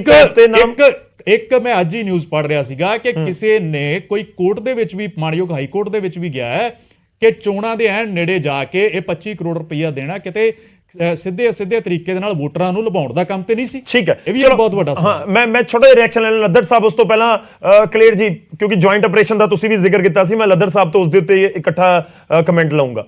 ਜਿਹੜਾ ਤੁਸੀਂ ਜ਼ਿਕਰ ਕਰ ਰਹੇ ਸੀਗੇ ਜੁਆਇੰਟ ਆਪਰੇਸ਼ਨ ਹੈ, ਕਿਵੇਂ ਜੁਆਇੰਟ ਆਪਰੇਸ਼ਨ ਤੁਹਾਨੂੰ ਲੱਗਦਾ ਹੈ, ਜਾਂ ਕਿਵੇਂ ਤੁਸੀਂ ਸੈਂਟਰ ਨੂੰ ਸਵਾਲਾਂ ਦੇ ਕਟਹਿਰੇ 'ਚ ਖੜਾ ਕਰ ਰਹੇ ਹੋ? ਨਹੀਂ, ਇਹ ਤਾਂ ਮੈਨੂੰ ਨਹੀਂ ਪਤਾ ਵੀ ਲੱਦੜ ਸਾਹਿਬ ਇਹ ਗੱਲ ਕਿੱਦਾਂ ਕਹਿ ਸਕਦੇ ਕਿ ਜੁਆਇੰਟ ਨਹੀਂ, ਕਿਉਂਕਿ ਹਲੇ ਪਰਸੋਂ ਹੀ ਤੁਹਾਡੇ ਚੈਨਲ ਤੇ ਦੇਸ਼ ਦੇ ਗ੍ਰਹਿ ਮੰਤਰੀ ਅਮਿਤ ਸ਼ਾਹ ਜੀ ਨੇ ਇੰਟਰਵਿਊ ਦਿੱਤਾ ਤੇ ਉਹਨਾਂ ਨੇ ਬੜੇ ਸਪਸ਼ਟ ਤੌਰ ਤੇ ਓਨ ਕੀਤਾ ਕਿ ਪੰਜਾਬ ਦੇ ਵਿੱਚ ਇੱਕ ਸਾਡਾ ਪੰਜਾਬ ਸਰਕਾਰ ਨਾਲ ਮਿਲ ਕੇ ਆਪਰੇਸ਼ਨ ਚੱਲ ਰਿਹਾ ਔਰ ਆਨਗੋਇੰਗ ਹੈ, ਤੇ ਹਲੇ ਮੈਂ ਉਹਦੀਆਂ ਡਿਟੇਲਸ ਨਹੀਂ ਸ਼ੇਅਰ ਕਰ ਸਕਦਾ। ਜਦੋਂ ਗ੍ਰਹਿ ਮੰਤਰੀ ਇਹ ਸਟੇਟਮੈਂਟ ਦੇ ਦੇਣ ਦੇਸ਼ ਦੇ, ਤੁਹਾਡੇ ਆਪਣੇ ਚੈਨਲ ਤੇ ਦਿੱਤੀ ਹੈ, ਤਾਂ ਮੈਨੂੰ ਨਹੀਂ ਸਕਦਾ ਕਿ ਲੱਦੜ ਸਾਹਿਬ ਉਹ ਤੋਂ ਕਿੱਦਾਂ ਬੈਕਆਊਟ ਕਰ ਰਹੇ ਨੇ। ਮੈਂ ਅੱਜ ਗੌਰਵ ਜੀ ਬੜੇ ਸਪਸ਼ਟ ਤੌਰ ਤੇ ਪੰਜਾਬ 'ਚ ਕੁਝ ਗੱਲਾਂ ਕਰਨੀਆਂ ਚਾਹੁੰਦਾ। ਦੇਖੋ, ਕਾਂਗਰਸ ਇਹ ਕਲੇਮ ਕਰਦੀ ਹੈ ਕਿ ਜੀ ਚੰਨੀ ਸਾਹਿਬ ਉੱਥੇ 25 ਕਰੋੜ ਦੇ ਕੇ ਆਏ, ਆਮ ਆਦਮੀ ਪਾਰਟੀ ਨੇ ਵਾਪਸ ਲੈ ਲਿਆ, ਉਹ ਦੇਤਾ। ਇਹਨਾਂ ਨੂੰ ਇਹ ਚੀਜ਼ਾਂ ਮੈਂ ਦੱਸਣਾ ਚਾਹੁੰਦਾ, ਔਨ ਰਿਕਾਰਡ ਹੈ ਕਿ ਉਹ ਜਲੰਧਰ ਜਿਹੜੀਆਂ ਜਗ੍ਹਾਵਾਂ ਦਾ ਇਹ ਜ਼ਿਕਰ ਕਰਦੇ ਨੇ, ਸ਼੍ਰੋਮਣੀ ਅਕਾਲੀ ਦਲ ਦੀ ਸਰਕਾਰ ਸਮੇਂ ਉੱਥੇ 400 ਕਰੋੜ ਰੁਪਇਆ ਗਿਆ ਹੋਇਆ ਹੈ, 400 ਕਰੋੜ ਰੁਪਇਆ। ਪਰ ਅਸੀਂ ਹਮੇਸ਼ਾ ਇੱਕ ਗੱਲ ਕਹੀ ਹੈ ਕਿ ਆਪਾਂ ਗੱਲ ਕਰੀਏ ਗਾਂ ਵਧੂ, ਆਪਾਂ ਗੱਲ ਕਰੀਏ ਡਿਵੈਲਪਮੈਂਟ ਦੀ, ਆਪਾਂ ਗੱਲ ਕਰੀਏ ਅਮਨ ਤੇ ਭਾਈ। ਮੈਂ ਇੱਕ ਵਾਰੀ ਜੁਆਇੰਟ ਆਪਰੇਸ਼ਨ ਸਭ ਤੋਂ ਵੱਡੀ ਗੱਲ ਅੱਜ ਗੌਰਵ ਜੀ ਕੀ ਹੈ ਕਿ ਅਸੀਂ ਇਨਵੈਸਟਰਸ ਦਾ ਵਿਸ਼ਵਾਸ ਜਗਾਉਣਾ ਹੈ ਕਿ ਕੋਈ ਪੰਜਾਬ 'ਚ ਆ ਕੇ ਇਨਵੈਸਟ ਕਰੇ, ਔਰ ਜੋ ਕਾਲਾ ਦੌਰ ਅੱਜ ਇਹਨਾਂ ਨੇ ਦਿਖਾਇਆ, ਇਹਨਾਂ ਨੇ ਇੰਦਰਾ ਗਾਂਧੀ ਦਾ 1980 ਦਾ ਦੌਰ ਪੰਜਾਬ ਨੂੰ ਆਮ ਆਦਮੀ ਪਾਰਟੀ ਨੇ ਯਾਦ ਕਰਤਾ। ਜੇ ਮਾਹੌਲ ਕਿਵੇਂ ਹੋਏਗਾ ਤਾਂ ਕੌਣ ਇਨਵੈਸਟ ਕਰੇਗਾ, ਉਸ ਦੇ ਵਿੱਚ ਕੋਈ ਦੋ ਰਾਏ ਨਹੀਂ। ਲੱਦੜ ਸਾਹਿਬ ਪਾਸੀ ਮੈਂ ਤੁਹਾਡੇ ਕੋਲ ਆ ਰਿਹਾ। ਲੱਦੜ ਜੀ, ਗੌਰਵ ਜੀ, ਇਸ ਤਰ੍ਹਾਂ ਹੈਗਾ ਕਿ ਦੇਖੋ, ਅਮਿਤ ਸ਼ਾਹ ਜੀ ਜੇ ਸਾਡੇ ਦੇਸ਼ ਦੇ ਗ੍ਰਹਿ ਮੰਤਰੀ ਆ, ਉਹ ਪੂਰੇ ਦੇਸ਼ ਦੀ ਸਿਕਿਉਰਿਟੀ ਦਾ ਜਿਹੜਾ ਜੁੰਮਾ ਹੈਗਾ, ਲਾ ਐਂਡ ਆਰਡਰ ਦਾ ਚਾਹੇ ਕਹਿ ਲਓ, ਚਾਹੇ ਆਪਣਾ ਇੰਟਰਨਲ ਡਿਸਟਰਬੈਂਸ ਕਹਿ ਲਓ, ਚਾਹੇ ਐਕਸਟਰਨਲ ਡਿਸਟਰਬੈਂਸ ਕਹਿ ਲਓ, ਕਿਸੇ ਤਰ੍ਹਾਂ ਦੀ ਵੀ ਦੇਸ਼ ਦੀ ਆਪਣੇ ਵਿੱਚ ਇੰਟਰਫੀਰੈਂਸ ਕਹਿ ਲਓ, ਤਾਂ ਉਹਨਾਂ ਦਾ ਬਿਆਨ ਦੇਣਾ ਔਰ ਪੂਰੇ ਦੇਸ਼ ਨੂੰ ਅਸ਼ੋਰ ਕਰਨਾ ਕਿ ਐਵਰੀਥਿੰਗ ਇਜ਼ ਅੰਡਰ ਕੰਟਰੋਲ, ਇਹ ਉਹਨਾਂ ਦੀ ਡਿਊਟੀ ਬਣਦੀ ਹੈ। ਲੇਕਿਨ ਤੁਸੀਂ ਮੈਨੂੰ ਆਪਣਾ ਦੱਸੋ ਕਿ ਆਪਣਾ ਕੀ ਸਾਡੇ ਪੰਜਾਬ ਦੇ ਮੁੱਖ ਮੰਤਰੀ ਜੀ ਜਾ ਕੇ ਆਪਣਾ ਅਮਿਤ ਸ਼ਾਹ ਜੀ ਤੋਂ ਸਿਕਿਉਰਿਟੀ ਦੀ ਮੰਗ ਨਹੀਂ ਕਰਕੇ ਆਏ, ਪੈਰਾਮਿਲਟਰੀ ਫੋਰਸਸ ਦੀ ਮੰਗ ਨਹੀਂ ਕਰਕੇ ਆਏ? ਤਾਂ ਹੀ ਕਹ ਰਹੇ ਕਿ ਜੁਆਇੰਟ ਸੀ ਆਪਰੇਸ਼ਨ। ਨਾ ਜੁਆਇੰਟ ਨਹੀਂ ਸੀਗਾ, ਜਿੰਨੀ ਫੋਰਸ ਮੰਗੀ ਉਨੀ ਦਿੱਤੀ ਗਈ। ਜਿਹਦੀ ਉਹਦੀ ਵਰਤੋਂ ਹੈ, ਉਹਦੀ ਡਿਪਲੋਇਮੈਂਟ ਹੈ, ਇਹ ਸਟੇਟ ਗਵਰਨਮੈਂਟ ਨੇ ਕੀਤੀ ਹੈ, ਭਾਵੇਂ ਨਾ ਕਰਦੇ, ਸਾਨੂੰ ਤਾਂ ਕੋਈ ਲੈਣਾ ਦੇਣਾ ਨਹੀਂ ਸੈਂਟਰਲ ਗਵਰਨਮੈਂਟ ਨੂੰ। ਉਹਦਾ ਵਰਤੋਂ ਕਰਨੀ, ਕਿੱਥੇ ਕਰਨੀ, ਕਿੰਨੀ ਕਰਨੀ, 100% ਇਹ ਡਿਸਕ੍ਰਿਸ਼ਨ ਹੈ। ਮੈਂ ਤਾਂ ਜ਼ਿਲ੍ਹਿਆਂ ਦੇ ਵਿੱਚ ਰਿਹਾ, ਮੈਨੂੰ ਸਾਰਾ ਪਤਾ ਹੈਗਾ। ਉਹਦੀ ਡਿਪਲੋਇਮੈਂਟ ਕਰਨੀ ਤੇ ਉਹਦੀ ਵਰਤੋਂ ਕਰਨੀ 100% ਸਟੇਟ ਗਵਰਨਮੈਂਟ ਦਾ ਕੰਮ ਹੈ। ਤੇ ਚਾਹੇ ਉਹ ਨਾ ਹੀ ਮੰਗਦੇ, ਤੇ ਜੇ ਮੰਗੀ ਉਹਦੀ ਨਾ ਵਰਤੋਂ ਕਰਦੇ, ਤੇ ਜੇ ਮੰਗਾ ਵੀ ਲਏ ਆ, ਵਰਤੋਂ ਵੀ ਕੀਤੀ ਆ। ਤੁਸੀਂ ਇੱਕ ਗੱਲ ਦੇ ਨਾਲ ਤਾਂ ਜ਼ਰੂਰ ਇਤਫਾਕ ਰੱਖੋਗੇ ਕਿ ਬੇਸ਼ੱਕ ਡਿਪਲੋਇਮੈਂਟ ਜਿਹੜੀ ਸਥਾਨਕ ਸਰਕਾਰ ਹੈ ਉਸਨੇ ਕਰਨੀ ਹੈ, ਪਰ ਸੈਂਟਰ ਦੀ ਗਵਰਨਮੈਂਟ ਜੇ ਕੋਈ ਆਪਰੇਸ਼ਨ ਚੱਲ ਰਿਹਾ ਤਾਂ ਉਹਨਾਂ ਦੇ ਜ਼ਿਹਨ ਦੇ ਵਿੱਚ ਤਾਂ ਲਾਜ਼ਮੀ ਤੌਰ ਤੇ ਹੋਏਗਾ ਨਾ ਕਿ ਜੇਕਰ ਡਿਬਰੂਗੜ੍ਹ ਜੇਲ੍ਹ ਦੇ ਵਿੱਚ ਸ਼ਿਫਟ ਕਰ ਦਿੱਤਾ ਗਿਆ ਤਾਂ ਬਿਨਾਂ ਬੀਜੇਪੀ ਜਾਂ ਬੀਜੇਪੀ ਦੀਆਂ ਸਰਕਾਰਾਂ ਦੇ ਨਾਲ ਗੱਲ ਕੀਤੇ ਬਿਨਾਂ ਤਾਂ ਨਹੀਂ ਉੱਥੇ ਸ਼ਿਫਟ ਹੋਗੇ ਨਾ। ਗੌਰਵ ਜੀ, ਜਦੋਂ NSA ਲੱਗਦਾ ਜੀ ਤਾਂ ਉਹਦੀ ਇਹ ਆਪਣੀ NSA ਕੀ ਨੈਸ਼ਨਲ ਸਿਕਿਉਰਿਟੀ ਐਕਟ ਹੈ, ਇਹ ਆਪਣਾ ਉਹਨਾਂ ਲੋਕਾਂ ਤੇ ਲੱਗਦਾ who are threat to the national security. ਠੀਕ ਹੈ, ਇਹਦਾ ਮਤਲਬ ਹੀ ਇਹ ਹੈਗਾ, ਔਰ ਉਹਨੂੰ ਉੱਥੋਂ ਦੀ ਬਜਾਏ ਬਾਹਰ ਲੈ ਕੇ ਜਾਣਾ। ਠੀਕ ਹੈ, ਚਲੋ ਜੀ, ਇਹ ਜਿਹੜਾ ਸਿਸਟਮ, ਇਹ ਬਹੁਤ ਵੱਡਾ ਇੱਕ ਸਵਾਲ ਇਹ ਵੀ ਖੜਾ ਹੁੰਦਾ ਹੈ ਕਿ NSA ਲਾਉਣ ਲਈ ਕੀ ਇਹਨਾਂ ਨੇ ਸਹੀ ਉਹਦੇ ਉੱਤੇ ਪਹਿਲਾਂ ਇਨਵੈਸਟੀਗੇਸ਼ਨ ਕਰ ਲਈ ਸੀ ਕਿ ਸਿੱਧਾ NSA ਲਾਤਾ? ਤੁਹਾਨੂੰ ਇਤਰਾਜ਼ ਹੈ NSA ਲੱਗੇ ਤੇ? ਨਹੀਂ, ਕਾਲੂ ਸਾਹਿਬ, ਕਾਂਗਰਸ ਨੂੰ ਇਤਰਾਜ਼ ਹੈ ਕਿ NSA ਨਹੀਂ ਲੱਗਣਾ ਚਾਹੀਦਾ। ਨਹੀਂ, it is on the recommendation of the state government. State government ਨੇ ਕਿਹਾ ਕਿ ਲਾਓ। ਠੀਕ ਹੈ, ਪਾਸੀ ਸਾਹਿਬ ਦਾ ਮੈਂ ਰੁਕ ਕਰਦਾ। ਪਾਸੀ ਸਾਹਿਬ, ਮੈਂ ਚਾਹੁੰਦਾ ਕਿ ਆਪਾਂ ਕੇਂਦਰਿਤ ਜਲੰਧਰ ਵਾਲੇ ਪਾਸੇ ਰਹੀਏ, ਤੇ ਜਲੰਧਰ ਦੇ ਵਿੱਚ ਸ਼ਾਹਕੋਟ ਵਾਲੇ ਪਾਸੇ ਵੀ ਜ਼ਿਕਰ ਇਸ ਸਮੇਂ ਹੋ ਰਿਹਾ ਹੈ। ਆਪਰੇਸ਼ਨ ਅੰਮ੍ਰਿਤਪਾਲ ਦਾ ਤਾਂ ਜ਼ਿਕਰ ਹੋਣਾ ਹੀ ਹੋਣਾ ਹੈ। ਦੇਖੋ, ਦੋ ਚੀਜ਼ਾਂ ਮੈਂ ਸਮਝਣੀਆਂ ਚਾਹੁੰਦਾ। ਇੱਕ ਤਾਂ 25 ਕਰੋੜ ਵਾਲਾ ਜ਼ਿਕਰ ਵੀ ਕਰ ਦਿੱਤਾ, ਉਸ ਦਾ ਵੀ ਤੁਸੀਂ ਜਵਾਬ ਦੇ ਦਿਓ, ਤੇ ਦੂਜਾ ਕਿ ਇਹ ਸ਼ਾਹਕੋਟ ਦੇ ਵਿੱਚ ਵੀ ਤਾਂ ਹੀ ਹੋਇਆ ਕਿਉਂਕਿ ਜਲੰਧਰ ਦੀ ਜ਼ਿਮਨੀ ਚੋਣ ਸੀ, ਸਭ ਕੁਝ ਜ਼ਿਹਨ ਦੇ ਵਿੱਚ ਸੀ। ਜ਼ਿੰਮੇਵਾਰੀ ਤਾਂ ਸਾਰੀ ਆਮ ਆਦਮੀ ਪਾਰਟੀ ਗਵਰਨਮੈਂਟ ਦੀ ਹੈ ਨਾ। ਠੀਕ ਹੈ, ਤੇ ਇਸ ਜ਼ਿੰਮੇਵਾਰੀ ਨੂੰ ਲੈ ਕੇ ਵੀ ਸਵਾਲ ਨੇ ਕਿ ਜ਼ਿੰਮੇਵਾਰੀ ਤੁਹਾਡੀ ਬਣਦੀ ਹੈ ਸਾਰੀ। ਹਾਂਜੀ, ਮੈਂ ਇੱਕ ਗੌਰਵ ਜੀ ਰਿਕੁਐਸਟ ਕਰੂੰਗਾ, ਲਗਾਤਾਰ 15-20 ਮਿੰਟ ਤੋਂ ਮੈਂ ਚੁੱਪ ਬੈਠਿਆ ਕਿਉਂਕਿ ਇਹ ਲਗਾਤਾਰ ਬੋਲ ਰਹੇ ਸੀ, ਮੈਂ ਇੰਟਰਪਟ ਨਹੀਂ ਕੀਤਾ। ਇਹ ਵੀ ਮੈਨੂੰ ਆਸ ਰੱਖੂੰਗਾ ਕੋਈ ਇੰਟਰਪਟ ਨਾ ਕਰੇ ਜੀ। ਪਹਿਲੀ ਚੀਜ਼ ਤੁਸੀਂ ਜਿਹੜੀ ਮੈਨੂੰ ਕੁਐਸਚਨ ਕੀਤਾ ਹੈ 25 ਕਰੋੜ ਵਾਲਾ, ਕਾਲੋ ਸਾਹਿਬ ਨੇ ਜੋ ਗੱਲ ਕਹੀ ਹੈ ਇਹ ਦੱਸਦੇ ਵੀ ਉਹਨਾਂ ਦੇ ਖਾਤੇ 'ਚ ਕਦੋਂ ਕੈਸ਼ ਕਰਾਤੇ ਸੀ ਕਾਂਗਰਸ ਨੇ। ਸਿਰਫ ਇੱਕ ਐਲਾਨ ਕੀਤਾ ਸੀ, ਜਿਹੜਾ ਤੁਸੀਂ ਕਹਿ ਰਹੇ ਹੋ ਕਿ ਉਹਨਾਂ ਤੋਂ ਵਾਪਸ ਲੈ ਲੇ, ਦੱਸ ਦਿਓ ਕਿਹੜੇ ਖਾਤੇ 'ਚ ਡਿਪੋਜ਼ਿਟ ਹੋਏ ਸੀ, ਕਿਹੜੇ ਖਾਤੇ ਤੋਂ ਫਿਰ ਅਸੀਂ ਵਾਪਸ ਲੈ ਲੇ। ਇਹ ਤਾਂ ਇਹਨਾਂ ਨੇ ਲਾਸਟ ਪਹਿਲੇ 4.5 ਸਾਲ ਕਾਂਗਰਸ ਦੀ ਸਰਕਾਰ ਸਿਸਵਾ ਫਾਰਮ ਬੈਠੀ ਰਹੀ, ਆਖਰੀ 6 ਮਹੀਨੇ ਲਗਾਤਾਰ ਐਲਾਨ ਕੀਤੇ, ਕੰਮ 10% ਵੀ ਨਹੀਂ ਕੀਤੇ। ਇਹ ਚੀਜ਼ ਜਿਹੜੀ ਮੈਂ ਤੁਹਾਨੂੰ ਕਲੀਅਰ ਦੱਸ ਦਿੰਦਾ। ਦੂਸਰੀ ਚੀਜ਼ ਜਿਹੜੀ ਇਹ ਸਾਹਕੋਟ ਵਾਲੀ ਗੱਲ ਕਰ ਰਹੇ ਆ, ਦੇਖੋ ਪੁਲਿਸ ਆਪਰੇਸ਼ਨ ਸੀਗਾ ਪਹਿਲਾਂ, ਕਿਹਾ ਪੰਜਾਬ ਦੇ ਵਿੱਚ ਕਦੇ ਪੈਰਾਮਿਲਟਰੀ ਫੋਰਸਿਸ ਨਹੀਂ ਮੰਗਾਈਆਂ ਗਈਆਂ? G20 ਸਮਿਟ ਆ ਰਹੀ ਸੀ, ਹੋਲਾ ਮਹੱਲਾ ਆ ਰਿਹਾ ਸੀ, ਇਹ ਮੈਨੂੰ ਦੱਸ ਦੇਣ ਕਿ ਪਹਿਲਾਂ ਕਦੇ ਨਹੀਂ ਮੰਗਾਈਆਂ ਗਈਆਂ। ਅਸੀਂ ਇਹਨਾਂ ਦੀ ਤਰ੍ਹਾਂ ਡਬਲ ਸਟੈਂਡਰਡ ਪੋਲਿਟਿਕਸ ਨਹੀਂ ਕਰਦੇ। ਇਹੀ ਅਕਾਲੀ ਦਲ ਦੇ ਬਿਕਰਮਜੀਤ ਸਿੰਘ ਮਜੀਠੀਆ ਨੇ ਕਿਹਾ ਬਿਆਨ ਦਿੱਤਾ ਸੀ, ਅੰਮ੍ਰਿਤਪਾਲ ਨੂੰ ਕਿਉਂ ਨਹੀਂ ਗ੍ਰਿਫਤਾਰ ਕਰਤੇ? ਕੀ ਸਟੇਟਮੈਂਟ ਪਾਰਟਿਕੂਲਰ ਕੀ ਸੀ? ਇਨਵਰਟਡ ਕੋਮਾ ਚ, ਸਰ ਇੰਟਰਪਟ ਨਾ ਕਰਿਓ, ਇਨਵਰਟਡ ਕੋਮਾ ਚ ਕਹੋ ਤਾਂ ਬਿਕਰਮ ਮਜੀਠੀਆ ਜੀ ਨੇ ਕਿਹਾ ਸੀ ਅਗਰ ਡੀਜੀਪੀ ਦੀ ਲੱਤਾਂ 'ਚ ਦਮ ਨਹੀਂ ਤਾਂ ਸਾਨੂੰ ਦੱਸੇ, ਅਸੀਂ ਇਹਨੂੰ 10 ਮਿੰਟ ਦੇ ਵਿੱਚ ਬੰਦੇ ਦਾ ਪੁੱਤ ਕੰਪਲੀਟ ਕਰ ਰਹਾ ਹਾਂ। ਪਲੀਜ਼ ਸਾਹਿਬ ਬੜੀ ਦੇਰ ਦਾ ਇੰਤਜ਼ਾਰ ਕਰ ਰਹੇ ਹਾਂ। ਅੱਜ ਵੀ ਸਟੈਂਡ ਕਰ ਰਿਹਾ ਮੈਂ ਪਲੀਜ਼ ਰਿਕੁਐਸਟ ਕਰ ਰਿਹਾ ਪਲੀਜ਼ ਸਾਹਿਬ 20 ਸੈਕਿੰਡ ਦੋ ਇੱਕ ਵਾਰੀ ਗੱਲ ਕੰਪਲੀਟ ਕਰ ਲੈਣ ਦਿਓ। ਕਿ ਕੀ ਤੁਹਾਡੇ ਡੀਜੀਪੀ ਦੀ ਤੇ ਤੁਹਾਡੀ ਸਰਕਾਰ ਦੀ ਲੱਤਾਂ 'ਚ ਦਮ ਨਹੀਂ ਸੀ ਵੀ ਤੁਸੀਂ ਕੇਂਦਰ ਵਿੱਚ ਵਾੜ ਲਿਆ? ਤੁਸੀਂ ਕਾਰਵਾਈ ਆਪ ਨਹੀਂ ਕਰ ਸਕੇ, ਮੰਨਦੇ ਹੋ ਇਸ ਗੱਲ ਨੂੰ? ਤੁਸੀਂ ਐਨਐਸਏ ਲਾ ਕੇ ਤੁਹਾਡੀਆਂ ਜੇਲ੍ਹਾਂ ਸੁਰੱਖਿਅਤ ਨਹੀਂ ਸੀ ਕਿਉਂਕਿ ਤੁਹਾਡੀਆਂ ਜੇਲ੍ਹਾਂ 'ਚੋਂ ਗੈਂਗਸਟਰ ਲਾਈਵ ਹੋ ਰਹੇ ਸੀ, ਤਾਂ ਹੀ ਐਨਐਸਏ ਲਾ ਕੇ ਡਿਬਰੂਗੜ੍ਹ ਗਏ। ਅਸੀਂ ਤਾਂ ਆਪਣੀ ਸਟੇਟਮੈਂਟ ਤੇ ਅੱਜ ਵੀ ਖੜੇ ਹਾਂ। ਇੱਕ ਇੱਕ ਕਰਕੇ ਸਰ, ਇੱਕ ਇੱਕ ਕਰਕੇ ਮੈਂ ਕਲੇਰ ਸਾਹਿਬ ਰਿਕੁਐਸਟ ਕਰੂੰਗਾ ਤੁਸੀਂ ਆਪਣੀ ਗੱਲ ਰੱਖਿਓ, ਪਾਸੀ ਕੰਪਲੀਟ ਕਰ ਲਓ। ਦੱਸਣਾ ਚਾਹੁੰਦਾ ਤੁਸੀਂ ਮੈਨੂੰ ਦੱਸੋ, ਅਕਾਲੀ ਦਲ ਦੀ ਸਰਕਾਰ ਸਮੇਂ ਬਲੈਕ ਥੰਡਰ ਕੀਤਾ ਸੀ, ਤੁਸੀਂ ਪੈਰਾਮਿਲਟਰੀ ਫੋਰਸਸ ਦਿੱਲੀ ਤੋਂ ਸਨਾਈਪਰਸ ਮੰਗਾਏ ਸੀ ਹਰਮੰਦਰ ਸਾਹਿਬ ਦੇ ਵਿੱਚ, ਜਿਨ੍ਹਾਂ ਨੇ ਬਲੈਕ ਥੰਡਰ ਕੀਤਾ ਸੀ ਉਹਨਾਂ ਤੇ ਕਾਰਵਾਈ ਵੀ ਕੀਤੀ ਸੀ। ਸ਼੍ਰੋਮਣੀ ਅਕਾਲੀ ਦਲ ਨੇ ਮੁੱਖ ਮੰਤਰੀਆਂ ਦੀ ਕੁਰਸੀ ਤੋਂ ਵੀ ਲਾਤੇ ਸੀ। ਤੁਹਾਡੀ ਸਰਕਾਰ 'ਚ ਦਮ ਹੈ ਕਿ ਭਗਵੰਤ ਮਾਨ ਦਾ ਅਸਤੀਫਾ ਲਓ, ਕੇਜਰੀਵਾਲ ਦਾ ਅਸਤੀਫਾ ਲਓ? ਹੈ ਦਮ? ਮੰਗ ਸਕਦੇ ਹੋ ਪਾਸੀ ਸਾਹਿਬ? ਮੈਂ ਚੈਲੰਜ ਕਰਦਾ, ਠੀਕ ਹੈ ਬਰਨਾਲਾ ਸਾਹਿਬ ਨੇ ਕੀਤਾ, ਬਰਨਾਲਾ ਸਾਹਿਬ ਦੀ ਕੁਰਸੀ ਗਈ, ਤੁਹਾਡੇ ਮੁੱਖ ਮੰਤਰੀ ਦੀ ਕੁਰਸੀ ਲੈ ਕੇ ਦਿਖਾਓ। ਚੈਲੰਜ ਆ, open challenge, open challenge. Kejriwal ਨੇ ਮੰਨਿਆ, ਲਓ ਜਵਾਬ ਅਸਤੀਫਾ। ਇੱਕ ਇੱਕ ਕਰਕੇ ਸਰ ਸਮਾਂ ਖਰਾਬ ਹੋ ਰਿਹਾ। ਪਾਸੀ ਜੀ ਕਲੇਰ ਸਾਹਿਬ और पासी बहुत कट टाइम है अपने को, एक एक करके प्लीज। मैं वही कह रहा कि उन्होंने बहुत शांति ਨਾਲ ਸੁਣਿਆ, ਤੁਸੀਂ ਉਸ ਦੇ ਉੱਪਰ ਕਮੈਂਟ ਕਰ ਲਿਓ। ਤਾਂ ਕੇਜਰੀਵਾਲ ਦੇਣਗੇ ਅਸਤੀਫਾ, ਭਗਵੰਤ ਮਾਨ ਚਲੋ ਇੱਕ ਵਾਰੀ ਕਮੈਂਟ ਕਰ ਲੈਣ ਤੋਂ ਸਮਾਂ ਖਤਮ ਹੋ ਰਿਹਾ। ਪੰਜਾਬੀਆਂ ਨੂੰ ਗੱਲ ਕਹਿੰਦੇ ਹੋ ਤਾਂ ਅਸਤੀਫਾ ਵੀ ਦੇ ਕੇ ਦਿਖਾਓ। ਚਲੋ ਠੀਕ ਹੈ ਕਲੇਰ ਜੀ, ਥੋੜਾ ਵੇਟ ਕਰਿਓ, ਪਾਸੀ ਕੰਪਲੀਟ ਕਰੋ ਪਲੀਜ਼। ਆਪਾਂ ਜਲੰਧਰ ਜ਼ਿਮਨੀ ਚੋਣ ਦੇ ਉੱਤੇ ਰਹਿਣਾ ਕਿ ਜਿਹੜਾ ਟੌਪਿਕ ਚੂਜ਼ ਕੀਤਾ, ਜਿਹੜੇ ਦਰਸ਼ਕ ਜੁੜੇ ਹੋਏ ਨੇ ਉਹਨਾਂ ਤੱਕ ਉਹ ਗੱਲ ਪਹੁੰਚ ਸਕੇ, ਆਪਾਂ ਕੇਂਦਰੀ ਤੋਂ ਉਸ ਮੁੱਦੇ ਉੱਤੇ ਰਹਿ ਸਕੀਏ। ਪਾਸੀ ਜੀ ਕੰਪਲੀਟ ਕਰ ਲਓ ਸਰ, ਸਮਾਂ ਖਤਮ ਹੋ ਰਿਹਾ ਹੈ। ਜੀ ਮੈਨੂੰ ਪਤਾ ਸੀ ਕਿ ਇਹਨਾਂ ਨੇ ਜਦੋਂ ਬੋਲਣਾ ਨਾ ਇਹਨਾਂ ਇੰਟਰਪਸ਼ਨ ਸ਼ੁਰੂ ਕਰਨੀ ਹੈ। ਹੁਣ ਦੂਸਰੀ ਚੀਜ਼, ਇੱਕ ਚੀਜ਼ ਦੱਸੋ, ਅੰਮ੍ਰਿਤਪਾਲ ਦੇ ਮੁੱਦੇ ਤੇ ਅੰਮ੍ਰਿਤਪਾਲ ਕੁਐਸਚਨ ਸਾਡੀ ਸਰਕਾਰ ਨੂੰ ਕਰਦਾ ਹੈ, ਕਟਗਰੇ 'ਚ ਸਾਨੂੰ ਖੜਾ ਕਰਦਾ ਹੈ, ਫਾਇਦਾ ਕਿਹਨਾਂ ਨੂੰ ਹੋ ਰਿਹਾ? ਜਿਹੜੇ ਧਰਮ ਦੀ ਰਾਜਨੀਤੀ ਕਰਦੇ ਆ ਉਹਨਾਂ ਨੂੰ ਬੈਨੀਫਿਟ ਹੋ ਰਿਹਾ। ਤਾਂ ਕਿੱਥੇ ਨਾ ਕਿੱਥੇ ਕੋਈ ਨਾ ਕੋਈ ਖੇਲ ਰਚਿਆ ਜਾ ਰਿਹਾ ਪੰਜਾਬ ਨੂੰ ਬਦਨਾਮ ਕਰਨ ਦਾ। ਪੰਜਾਬ ਦੇ ਵਿੱਚ ਅੱਜ ਵੀ ਠੀਕ ਹੈ, ਮੇਰੇ ਕੋਲ ਬਹੁਤ ਸਮਾਂ ਥੋੜਾ ਪਾਸੀ, ਮੈਂ ਵਿਚਾਲੇ ਰੋਕੂੰਗਾ, ਮੈਂ ਛੋਟੇ ਕਮੈਂਟ ਲੈ ਲਵਾਂ ਸਾਰਿਆਂ ਦਾ, ਸਮਾਂ ਖਤਮ ਹੋ ਚੁੱਕਿਆ। ਕਲੇਰ ਜੀ ਮੈਂ ਤਾਂ ਜੀ ਪਾਸੀ ਸਾਹਿਬ ਨੂੰ ਅੱਜ ਤੁਹਾਡੇ ਮਾਧਿਅਮ ਨਾਲ ਚੈਲੰਜ ਕਰਦਾ ਕਿ 12 ਦਿਨ ਦਾ ਆਪਰੇਸ਼ਨ ਹੋ ਗਿਆ, ਤੁਹਾਡਾ ਗ੍ਰਹਿ ਮੰਤਰੀ ਨਕਾਮਯਾਬ 2 ਗੱਲਾਂ ਤੇ। ਮੈਂ ਟੌਪਿਕ ਦੇ ਉੱਤੇ ਰਹਿਣ ਦੀ ਰਿਕੁਐਸਟ ਕਰ ਰਿਹਾ ਕਿ ਤੁਸੀਂ ਜਲੰਧਰ ਜ਼ਿਮਨੀ ਚੋਣ ਦੇ ਉੱਤੇ ਰਹੋ। ਨਹੀਂ, ਮੈਂ ਤਾਂ ਸਿੱਧਾ ਕਹਿੰਦਾ ਕਿ ਗ੍ਰਹਿ ਮੰਤਰੀ ਦੀ ਨਕਾਮੀ ਹੈ, ਜਲੰਧਰ ਦੇ ਉੱਤੇ ਰਹੀਏ ਕਿ ਜੇ ਜਲੰਧਰ ਵਾਲੇ ਨੂੰ ਸਵਾਲਾਂ ਦਾ ਪਤਾ ਲੱਗੇ। ਅੰਮ੍ਰਿਤਪਾਲ ਦਾ ਫੜਿਆ ਨਾ ਜਾਣਾ ਔਰ ਤੁਸੀਂ ਦੱਸੋ ਕਿ ਮੋਡਿਊਲ ਕਿਹੜਾ ਤੁਸੀਂ ਫੜਿਆ, ਸੋ ਗ੍ਰਹਿ ਮੰਤਰੀ ਲੋਕਾਂ ਦੇ ਸਾਹਮਣੇ ਆਉਣ, ਮਾਫੀ ਮੰਗਣ, ਠੀਕ ਹੈ ਚਲੋ ਅਸਤੀਫਾ ਦੇ ਕੇ ਕਾਲੋ ਜੀ ਪਾਸੀ ਸਾਹਿਬ ਜਵਾਬ ਦਿਓ ਹੁਣ। ਕਾਲੋ ਸਾਹਿਬ ਵੇਟ ਕਰਿਓ ਸਰ, ਵੇਟ ਕਰਿਓ ਪਾਸੀ ਵੇਟ ਕਰਿਓ 10 ਸੈਕਿੰਡ ਪਲੀਜ਼, ਮੈਂ ਤੁਹਾਡੇ ਕੋਲ ਆ ਰਿਹਾ। ਕਾਲੋ ਸਾਹਿਬ ਮੈਂ ਤਾਂ ਇੱਕੋ ਗੱਲ ਕਹੂੰਗਾ ਜੀ, ਜਲੰਧਰ ਬਾਈ ਇਲੈਕਸ਼ਨ ਨੂੰ ਲੈ ਕੇ ਇੱਕ ਕਹਾਵਤ ਹੈ ਕਿ ਭੱਜਦਿਆਂ ਨੂੰ ਵਾਹਣ ਇੱਕੋ ਜੇ, ਪਰ ਜਿਸ ਤਰੀਕੇ ਦੇ ਇਹਨਾਂ ਦੇ ਹਾਲਾਤ ਨੇ ਤਿੰਨਾਂ ਪਾਰਟੀਆਂ ਦੇ, ਮੈਂ ਤੁਹਾਨੂੰ ਦੱਸ ਦਿਆਂ ਵੀ ਅਸੀਂ ਇਹਨਾਂ ਨੂੰ ਵਾਹਣੋ ਵਾਹਣੀ ਪਾਲਣਾ, ਇਹਨਾਂ ਨੂੰ ਅੱਗੇ ਭਜਾਉਣਾ ਔਰ ਇਹਨਾਂ ਦੀਆਂ ਜ਼ਮਾਨਤਾਂ ਜ਼ਬਤ ਹੋਣੀਆਂ। ਔਰ ਕਾਂਗਰਸ ਪਾਰਟੀ ਨੇ ਇਹਦੇ ਵਿੱਚ ਬਹੁਤ ਵੱਡੀ ਜਿਹੜੀ ਹੈ ਲੀਡ ਦੇ ਨਾਲ ਜਿਹੜੀ ਹੈ ਉਹ ਸਾਰੇ ਦਾਵਾ ਕਰ ਰਹੇ ਨੇ। ਲੱਦੜ ਸਾਹਿਬ, ਕਾਂਗਰਸ ਬੜੀ ਕੌਨਫੀਡੈਂਟ ਨਜ਼ਰ ਆ ਰਹੀ ਹੈ। ਮੈਂ ਕਹਿੰਦਾ ਡਿਬੇਟ ਸ਼ੁਰੂ ਹੋਣ ਤੋਂ ਲੈ ਕੇ ਡਿਬੇਟ ਆਖਰੀ ਤੱਕ ਇੱਕ ਤਰੀਕੇ ਨਾਲ ਸਿੱਧੂ ਦੀ ਐਂਟਰੀ ਸ਼ਾਇਦ ਉਹਨਾਂ ਨੂੰ ਲੱਗ ਰਿਹਾ ਕਿ ਕੁਝ ਨਾ ਕੁਝ ਸੰਜੀਵਨੀ ਸਾਬਤ ਹੋ ਸਕਦੀ ਹੈ। ਮੈਂ ਗੌਰਵ ਐਡ ਕਰ ਦਿੰਦੇ ਨਹੀਂ, ਮੈਂ ਤੁਹਾਨੂੰ ਐਡ ਕਰ ਦਿਆਂ, ਮੈਂ ਦੱਸ ਦੇਣਾ ਚਾਹੁੰਦਾ ਸਿੱਧੂ ਸਾਹਿਬ ਐਸੈਟ ਨੇ, ਪਰ ਮੈਂ ਦੱਸ ਦਿਆਂ ਪੰਜਾਬ ਕਾਂਗਰਸ ਪਾਰਟੀ ਦੇ ਜਿਹੜੇ ਪ੍ਰਧਾਨ ਨੇ ਉਹ ਇੱਕ ਸੰਗਠਨ ਦਾ ਵਿਅਕਤੀ ਹੈ।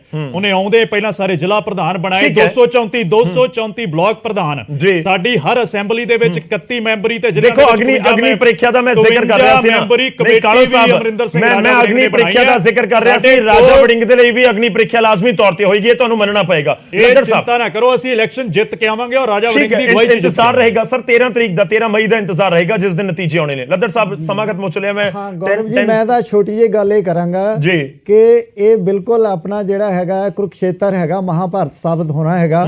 ਸਾਰੀਆਂ ਪਾਰਟੀਆਂ ਆਪਣਾ ਆਪਣਾ ਪੂਰਾ ਜ਼ੋਰ ਲਾਣਗੀਆਂ ਤੇ ਜਿੱਥੋਂ ਤੱਕ ਆਪਣਾ ਜਿਮਨੀ ਚੋਣ ਦਾ ਸੰਬੰਧ ਹੈ, ਨਵਜੋਤ ਸਿੰਘ ਸਿੱਧੂ ਜੀ ਬੜੇ ਰਿਸਪੈਕਟਡ ਸੀਨੀਅਰ ਲੀਡਰ ਹੈਗੇ ਆ।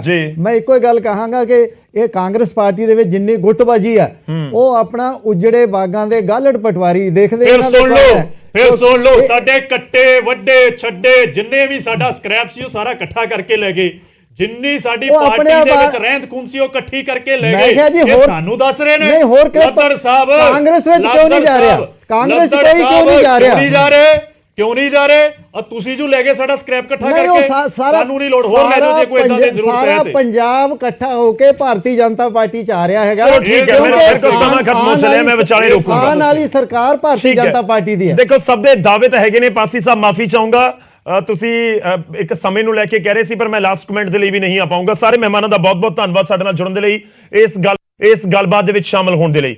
ਖੈਰ ਮੁੱਦਾ ਤਾਂ ਬਹੁਤ ਗੰਭੀਰ ਹੈ ਕਿਉਂਕਿ ਜਦੋਂ ਆਪਾਂ ਜ਼ਿਮਨੀ ਚੋਣ ਦਾ ਜ਼ਿਕਰ ਕਰ ਰਹੇ ਹਾਂ ਤਾਂ ਫਿਰ ਆਪਰੇਸ਼ਨ ਅੰਮ੍ਰਿਤਪਾਲ ਦਾ ਵੀ ਜ਼ਿਕਰ ਹੈ ਤੇ ਇਸ ਵਿਚਾਲੇ ਜ਼ਿਕਰ ਨਵਜੋਤ ਸਿੰਘ ਸਿੱਧੂ ਦਾ ਵੀ ਹੋ ਰਿਹਾ ਹੈ। ਪਰ ਇੰਤਜ਼ਾਰ ਕਰਨਾ ਹੋਏਗਾ ਜਿੰਨੇ ਵੀ ਦਾਅਵੇ ਜਿੱਤ ਵਾਲੇ ਹੋ ਰਹੇ ਨੇ ਉਹਨਾਂ ਦਾਅਵਿਆਂ 'ਚ ਦਮ ਕਿੰਨਾ ਹੈ। ਜਿਵੇਂ ਆਮ ਤੌਰ ਤੇ ਰਿਜ਼ਲਟ ਵਾਲੇ ਦਿਨ ਪਤਾ ਲੱਗਦਾ, ਹੁਣ ਵੀ ਉਹੀ ਹੋਏਗਾ।